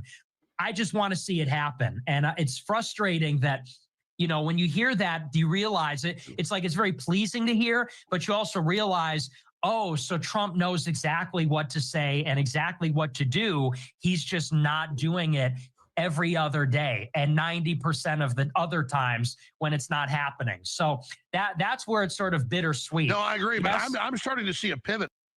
Like I said, I'm all for bringing up the fraud, but like I said, demonizing an entire community as if they're just these fraudsters is not the way to go. Call out the bad apples and tell them you're going to get them going up out of here. And honestly, just send a message to the community. You don't got to sit there and demonize the entire community. Just sit there and be like, look, man, these Somalis that want to come here and try to commit fraud, try to send money overseas, because now we're going to start. If I was Trump, I'll start putting a heavy tax on that, and I'll just send a message. Yeah. If you want to come here acting crazy, you will be sent away. I mean, you want to come here fraudulently, sent away. You want to come here commit fraud, sent away. About as easy as that. If you want to come here and love America, we'll keep you. We love y'all. But if not, I mean, you can go. It's about as easy as that. There ain't no need for all the inflammatory language towards the entire community. On May, let's get into it. How AI is killing the value of a college degree.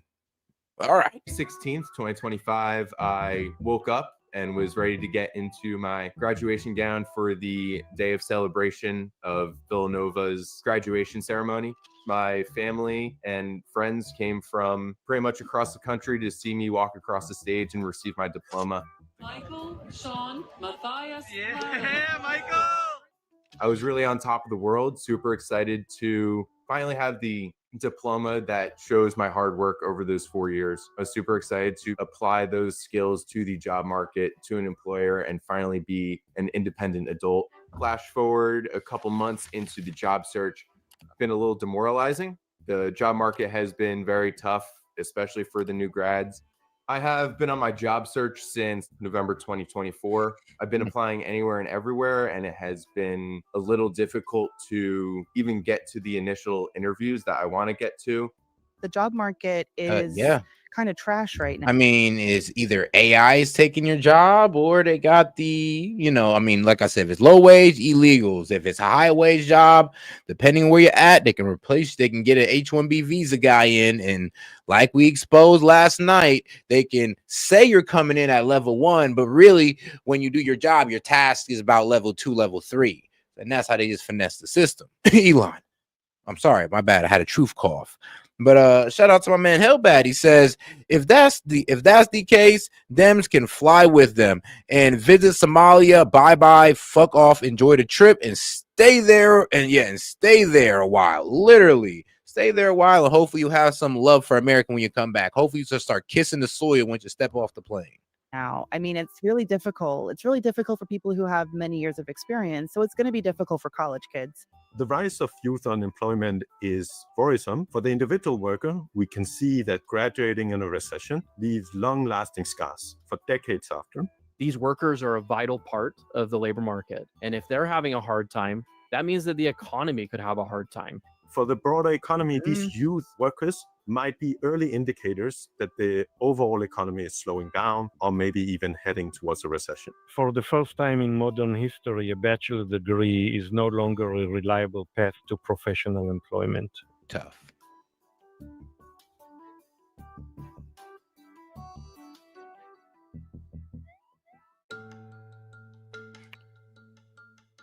If you look at the overall labor market, it's still doing strong. Unemployment rates in general are still fairly low. But then when you zoom in on the young workers, they seem to be struggling. The unemployment rate among young U.S. workers aged 16 to 24 stood at 10.4% in September.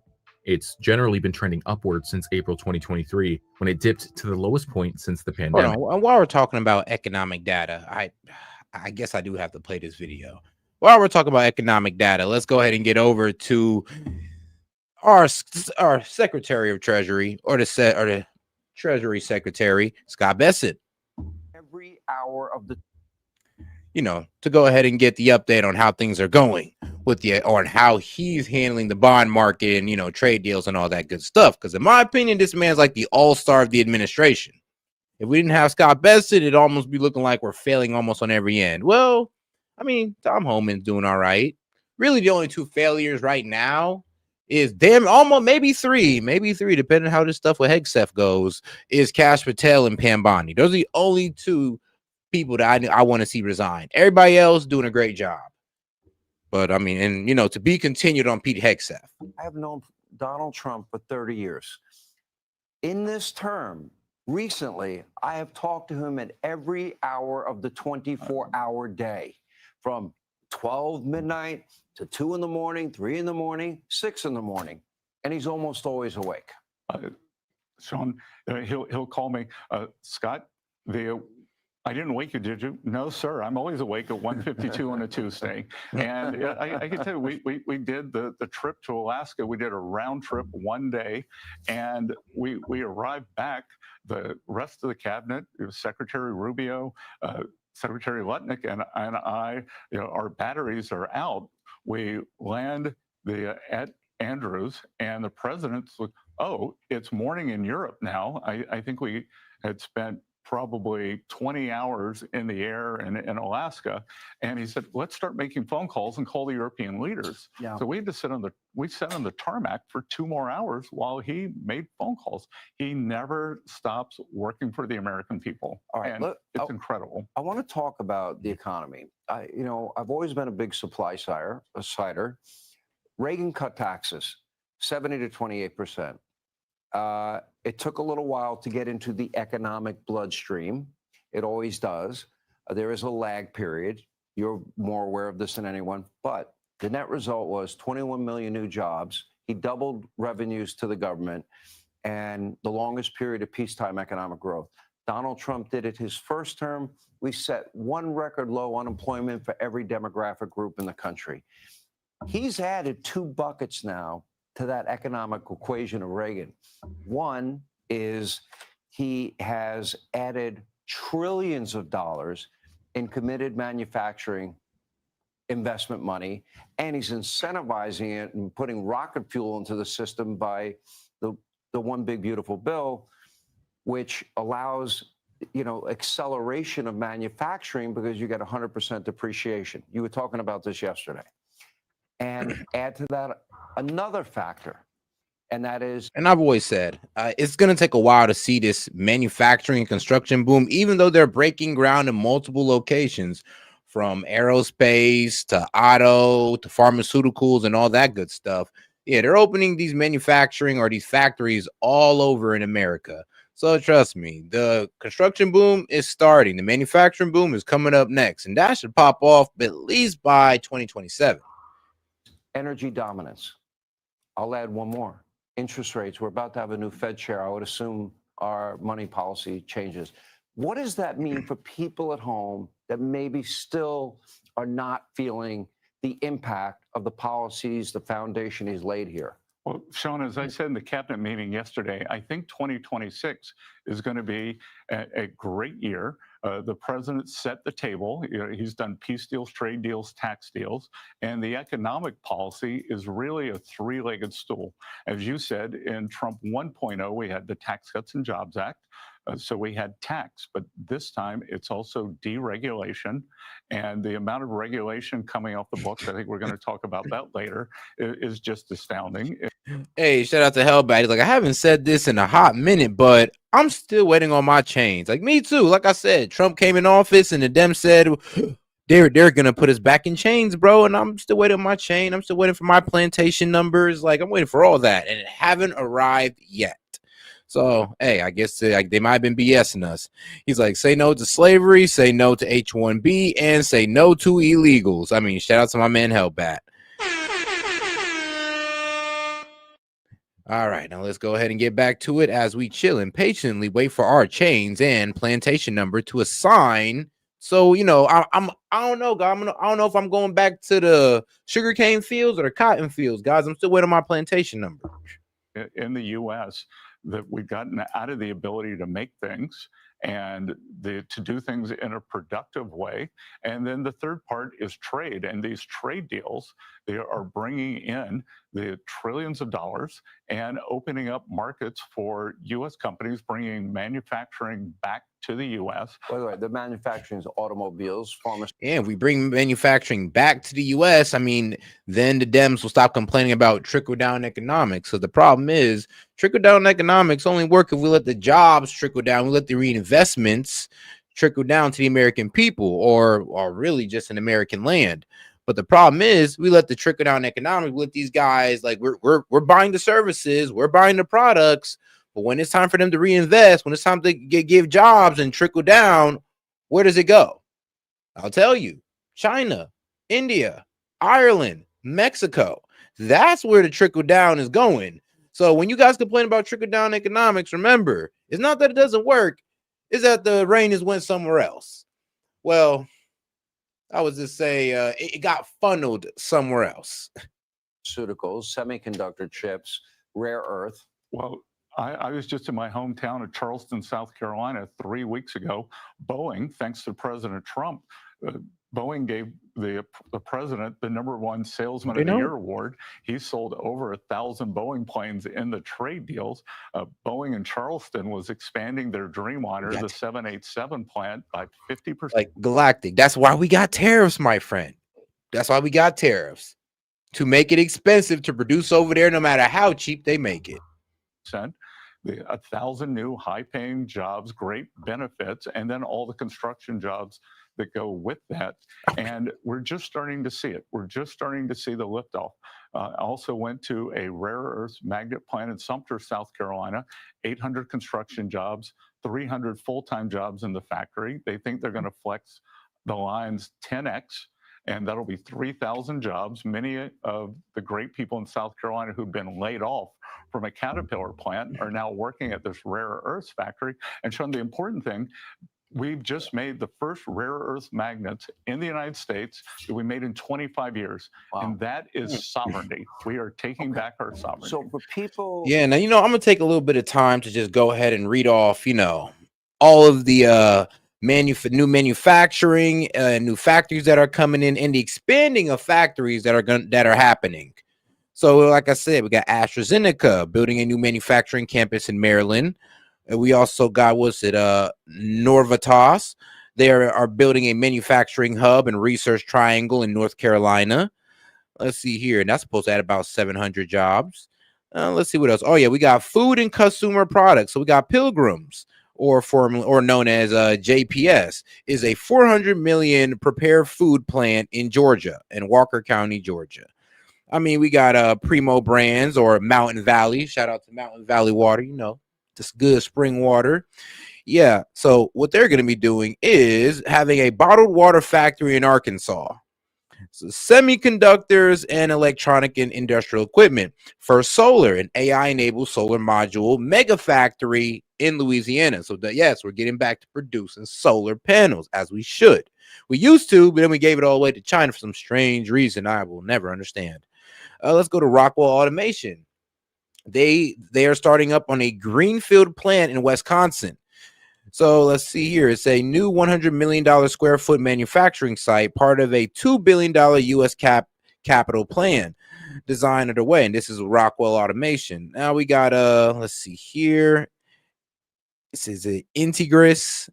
Let's see. Yeah. Integris is a semiconductor manufacturing center of excellence in Colorado. Yeah. I mean, Colorado Springs. So they're going to be go ahead and getting a semiconductor manufacturing plant. Then we got a Form Factor Advanced Semiconductor Test Facility in Texas. That's what that be held. Then we got Concoil USA Heated Transfer Manufacturing Plant. Yeah, heat transferring manufacturing plant, which will be in Texas. I mean, shoot, let's go to aerospace and defense. We got a Woodward Aerospace Component Plant. It's going to be built in South Carolina. Damn, South Carolina's about to get a whole lot of business. I mean, if you're looking for some jobs, South Carolina is where it's at. I mean, even Boeing is a $1 billion 787 Dreamliner expansion in South Carolina. Again, then we got a L3 Harris, which is a solid rocket motor factory, or a solid rocket motor manufacturing complex in South Arkansas. I mean, no. Gaming lives in Missouri, not Arkansas. All right, and then shout out to William International, a jet engine plant in Florida. So all of these places that I'm reading out are either being made now or scheduled to be made. I mean, bio industry, we got BioMade that's going to be built in Iowa State. It's a $40 million biomanufacturing pilot plant in Iowa. I mean, shoot, bringing jobs all the way out there into the middle of nowhere, even in Iowa. And there's a whole lot more. I mean, all the way from EV, plastic and packaging. I could just name companies for days and keep on going. Probably take about 30 minutes for me to give you all the manufacturing that's coming here to America. That maybe aren't feeling. You can feel free to look all of these up. It yet, although they're feeling with gas prices and inflation is way down. So we're seeing improvement. What is the second quarter of next year going to look like, the end of the second quarter? Well, Sean, I think it's going to be very strong. And March 12th, 2024, I wrote a piece for Fox Digital, and I called it the 3 I. But right now, it's looking like Texas and North Carolina are the hot spots for a lot of what's going on right now. Like I'm mostly seeing like Texas and North Carolina that's about to have like a huge boom in jobs across the board. And that we're killing working Americans. So immigration, interest rates, and inflation. It's too late. Immigration, that mass unfettered immigration was doing two things: depressing working people's wages, that pushing up rents and house prices, crowding out Americans in the housing market. Check, President Trump secured the border. 2 million people have gone home. Two, interest rates. Bond market had the best year since 2020. 10-year bond is down. Short-term rates are coming down. So check. I think that can continue coming down. And inflation, I believe, has peaked. It's rolling down. Energy, everything stems from GDP, energy. where will it be? I think, well, Sean, we were already at 4% before the Schumer shutdown. And I think that they shut down the government to stop the president's agenda. So I think we could be at 4% inflation, 4% real growth, and then inflation trending back towards target at 2%, so 6% nominal growth. Last question, and I got to run. Everything good with China, Taiwan? How's that going? Things are going very well. China is going to be a long-term strategic competitor, but only President Trump could have the relationship with China. Xi Jinping, he has tamped things down with the relationship. I think that for the remainder of his term, things are going to be very good. And we're going to have great competitors, and U.S. will win in the end. I know my man Hellbat, he said how much jobs are going to dem states. Well, they do got a plastic and packaging and generator. So Polyzent is a a stretch film factory that's going to be built in Virginia, Lynchburg, Virginia. Wild name. And then they got let's see here, Vector Tech in North Carolina. Nope, never mind. Yeah, let's see. And they got CL Critical Power that's also going to be built in Virginia. It's for generators and enclosed. It's a generator and enclosed plant. So yeah, there's some things coming to some of these blue states. It's not all red states, but it's mainly red states that is getting the love when it comes to these new manufacturing plants. Mainly them. Mainly. All right, now let's go ahead and get right into this. And let's see here. How far are we away? I believe we are about 43 away from go ahead and running conspiracy hour and open up the call-in line. So we're close. We're close. Probably give it about a good 30 minutes or so. I want to bring in Fox Business real estate contributor and Mansion Global host Katrina Campins. There's a lot to unpack in what she just reported. What is your initial reaction? We need more. You know, you and I like rolls our eyes and it's like, oh, mortgage rates are. I want to bring in Fox Business real estate contributor and Mansion Global host Katrina Campins. There's a lot to unpack in what she just reported. What is your initial reaction? We need more. You know, you and I like rolls our eyes and it's like, oh, mortgage rates are going down a little bit. You know, we need more. I think what's really important is, I mean, affordability, as everybody is discussing, but housing when it comes to affordability. So housing costs should not exceed 28% of gross monthly income, and total debt should not exceed 36%. Yet the average household spent 38.4% of its income on monthly mortgage payments in 2025. That's not even to mention property taxes and insurance. And then you have, I saw another number where single mothers were spending 92%. I was like, what?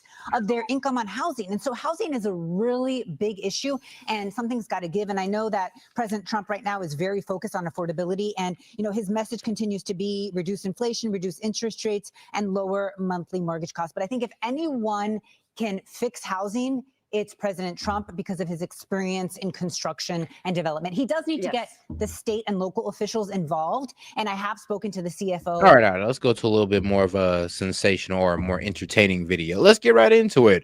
Reporting live from the Pentagon, Trump confidant Laura Loomer. Oh, I hate that lady. No, I don't hate her, but oh my gosh, she's just the worst. But yes, Trump confidant Laura Loomer gives new details of the ongoing deep state coup to remove Hegseth and to clear the way for the overthrow of Trump. So yes, apparently Laura Loomer, I guess a press person that's working for the Pentagon now, which is wild, by the way, seeing that she has been locked up for psychiatric care because there is something wrong with the young lady. I mean, we're talking about the same young lady that literally chained herself outside of Twitter because they banned her account. I mean, that Laura Loomer. Let's never forget. Let's never forget the crazy of Laura Loomer. They're essentially sleeping. But I mean, you know, she's not retarded. She's not stupid, but she's a bit crazy. Sleeper cells, and we know that there's so many sleeper cells in all agencies, especially at the Department of War, then that paves the way for them to refuse to carry out the president's agenda.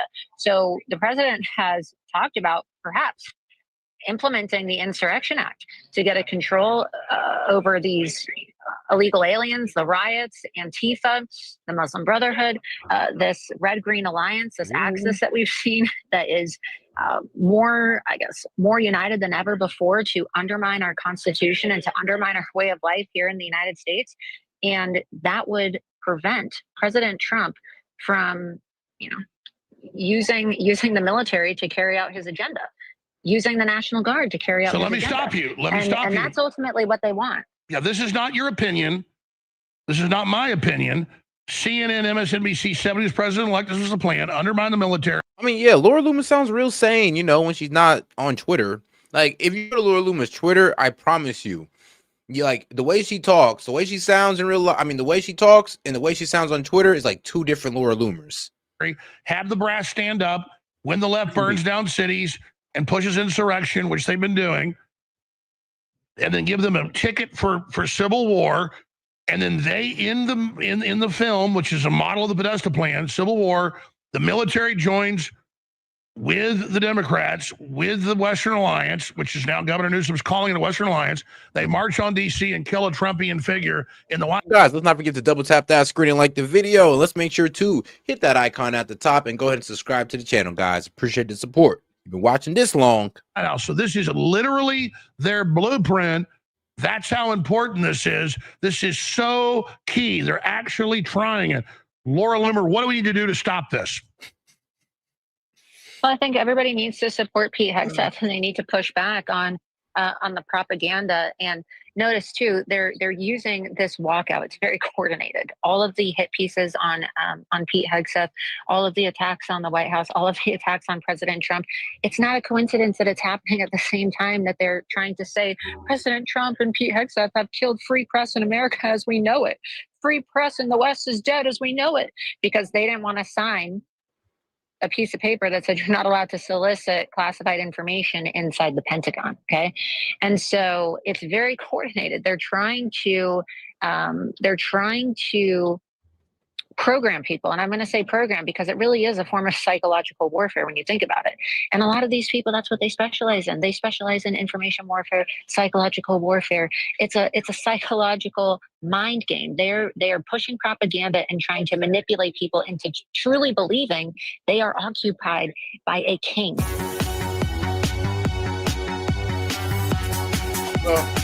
All right, in January of this year.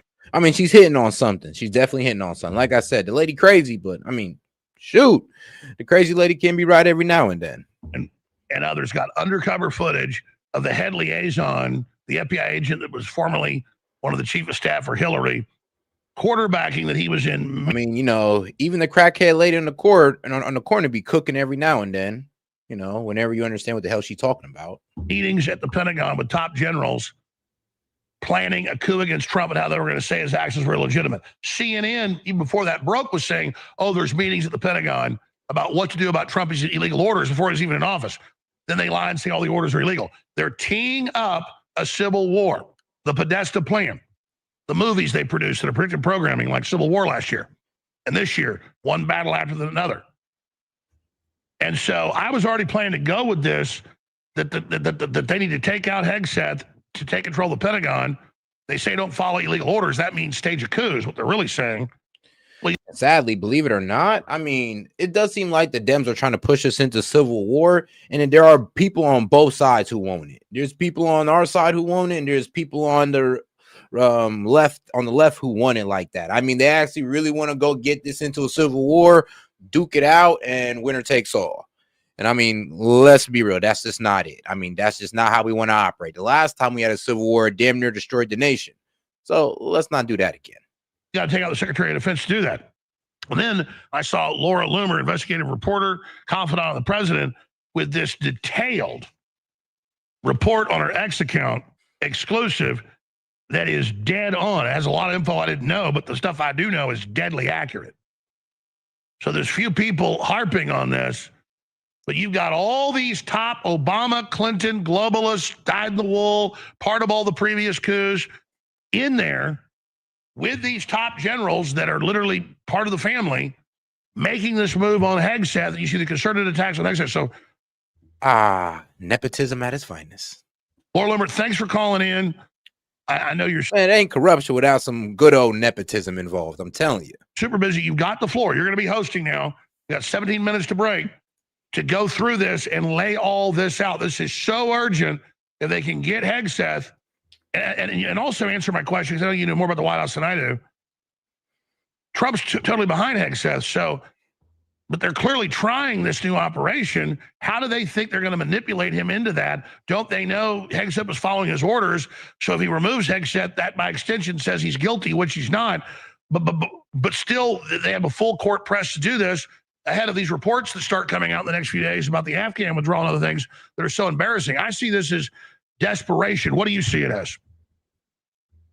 Well, I see it as desperation, but I also just see it as just another attempt to undermine President Trump, undermine our national security, and again, undermine Pete Hegseth. And I'm going to bring this up. I mean, honestly, just another day in the office. Again, you know, if you look at my report and you look at the details in my report, I make it very clear. The leaks are coming from inside the Secretary of the Army's office. And so what is the relationship with the Secretary of the Army and individuals on the outside in the fake news media on the left? Well, we know, right? We know that Jake Galactic, you're hilarious. Sullivan and Maggie Goodlander have a very close connection to Army Secretary Dan Driscoll. And I do think that this is something that needs to be examined further. I don't think it's something that should just be ignored, because even Vice President Vance yesterday said that, you know, he posted a tweet, and you can probably pull it up on the screen. I think he said, well said, when somebody said, oh, don't forget, the Democrats all oppose Pete Hegseth, and that should really speak volumes. Well, guess who the Democrats didn't oppose? They didn't oppose Dan Driscoll. And, you know, I really think that Dan Driscoll is counting on the fact that he's best friends with the vice president as a way to cover his ass and a way to protect him from the activities taking place inside his office against Secretary of War Pete Hegseth. And so I'm not saying that the vice president is involved in this, but I do think that Dan Driscoll is probably behaving in a manner that is, I mean, you could say it's quite brazen, probably because he feels like he has an extra layer of protection given his personal friendship with the vice president. And so I think that people should pay close attention to the statements made by Army Secretary Dan Driscoll since he assumed his position, and just contrast them with the new philosophy of the Department of War. And you'll find that his statements and his behavior and his associations are not only, you know, anti-Trump, but also too, they're very, I would say, much more aligned with the left. And I want you to go. I'm going to give you the floor. I want you to go through that, but I want to be clear. They are with the MAGA movement. But I want to be clear, Laura. Even before I knew about your report today, and I guess last night that it picked up on the Hill, I was seeing all the concerted attacks ahead of his reports coming out. Clearly, the move was there. I was going to say it even without your intel and your sources. So this is so important. I don't think there's any question of what you're saying is going on. So elaborate on all this, and then what do they think is going to happen when they take it? You probably heard it too. I mean, it's not a. I think a lot of people. There's a whisper campaign, and even here in the Pentagon. I mean, I've been here at the Pentagon for the last 3 days now for the Pentagon Press Corps training orientation, and you know, it's a little bit more than a whisper campaign. So hold on, you're telling me individuals in the office of U.S. Army Secretary Dan Driscoll have been orchestrating a coup against Secretary of War Pete Hegseth in an effort to have him removed by President Trump and replaced by Dan Driscoll. I mean, it does kind of make sense. I mean, it makes sense where they're getting the leaker from. Maybe the leaker could be somebody that's with this man Dan Driscoll, and it could be, you know, misinformation, or they could have really caused something bad, and they just been waiting on Hegseth to fuck up this entire time, knowing damn well they was looking right over his shoulder, just waiting for him to draw aside the lines. Tough. That's a little bit more than a whisper campaign, and I think that there are, you know, pretty clear tensions between the secretaries, and you're not supposed to really have those tensions because it undermines the, it not only serves to undermine Pete Hegseth's authority as the Secretary of War, but it creates a toxic work environment if people are vying for each other's positions as opposed to being focused on supporting the Secretary as he's conducting these airstrikes and is defending himself against just an onslaught of media smears. Every This day is like the Bay of Pigs. They want to sabotage Trump ahead of military action. But even more importantly, it's about undermining him as illegitimate. They can undermine Hegseth as illegitimate. They think they get their coup in there. And you lay it out in your post. They're really worried because Hegseth keeps following orders. And they're going to go after the seditious six, all of it. Elaborate on why they're so scared. Well, I believe that they're scared because look at some of these operatives who participated in the video. I mean, you have all right, guys. All right, we're out of time on this one. We are running low on the time, but I do appreciate the support and shout out to you guys, man. Appreciate the support, guys. Got the likes up, great viewership, good amount of support. You gotta love that. You gotta love that. But all right, guys, I'm gonna go ahead and head out on this one, man. I'm gonna go ahead and leave you out with some clips. Appreciate the support, guys. I will catch you guys tomorrow, most likely around maybe like 11, around 11. I'm trying to start a little early tomorrow. Appreciate the support, guys. As I said with S.E.T Media, catch you guys tomorrow. Well, later on tonight. Peace. Nearly every family in America is set to receive this huge amount of money thanks to a new initiative funded by Trump and a famous billionaire. Mike Odell, who is the world's 10th richest man, has been working alongside Trump to launch a new program called Trump Accounts that will provide direct financial support to these two major groups of Americans. The first group is smaller and will receive money from Trump's recently passed legislation stipulating that every household will get $1,000 deposited into a federally managed account that's directly invested in the stock market for each child that they have in 2025 and beyond. The money cannot be withdrawn until the child turns 18, with the expectation that this initial $1,000 will have grown substantially by then. But the second group is much bigger and will receive money directly from Dell's donation of $6.25 billion, which expands the Trump Accounts program by providing an estimated 25 million Americans who are of age 10 and under with an additional $250. The man of knowledge must be able not only to love his enemies, but also to hate his friends. It sounds almost blasphemous in a world where we're taught that friendship is sacred and hatred is poison. And yet there's a profound truth hiding in these words that most of us are too uncomfortable to acknowledge. To love your enemies requires seeing beyond the surface, recognizing the humanity in those who oppose you, finding understanding where instinct demands rejection. But to hate your friends, that's the more difficult task. It means being willing to stand in opposition to those you care for when they are wrong. It means refusing to let affection blind you to falsehood. The person who seeks knowledge cannot afford the luxury of unconditional agreement. They must be willing to challenge even those ideas that come from beloved sources. They must recognize when loyalty becomes complicity, when friendship becomes an echo chamber. The pursuit of knowledge demands that we see the world and the people in it as they truly are. And sometimes that means loving what hurts us and questioning what comforts us. It's not easy, but then again, truth never is.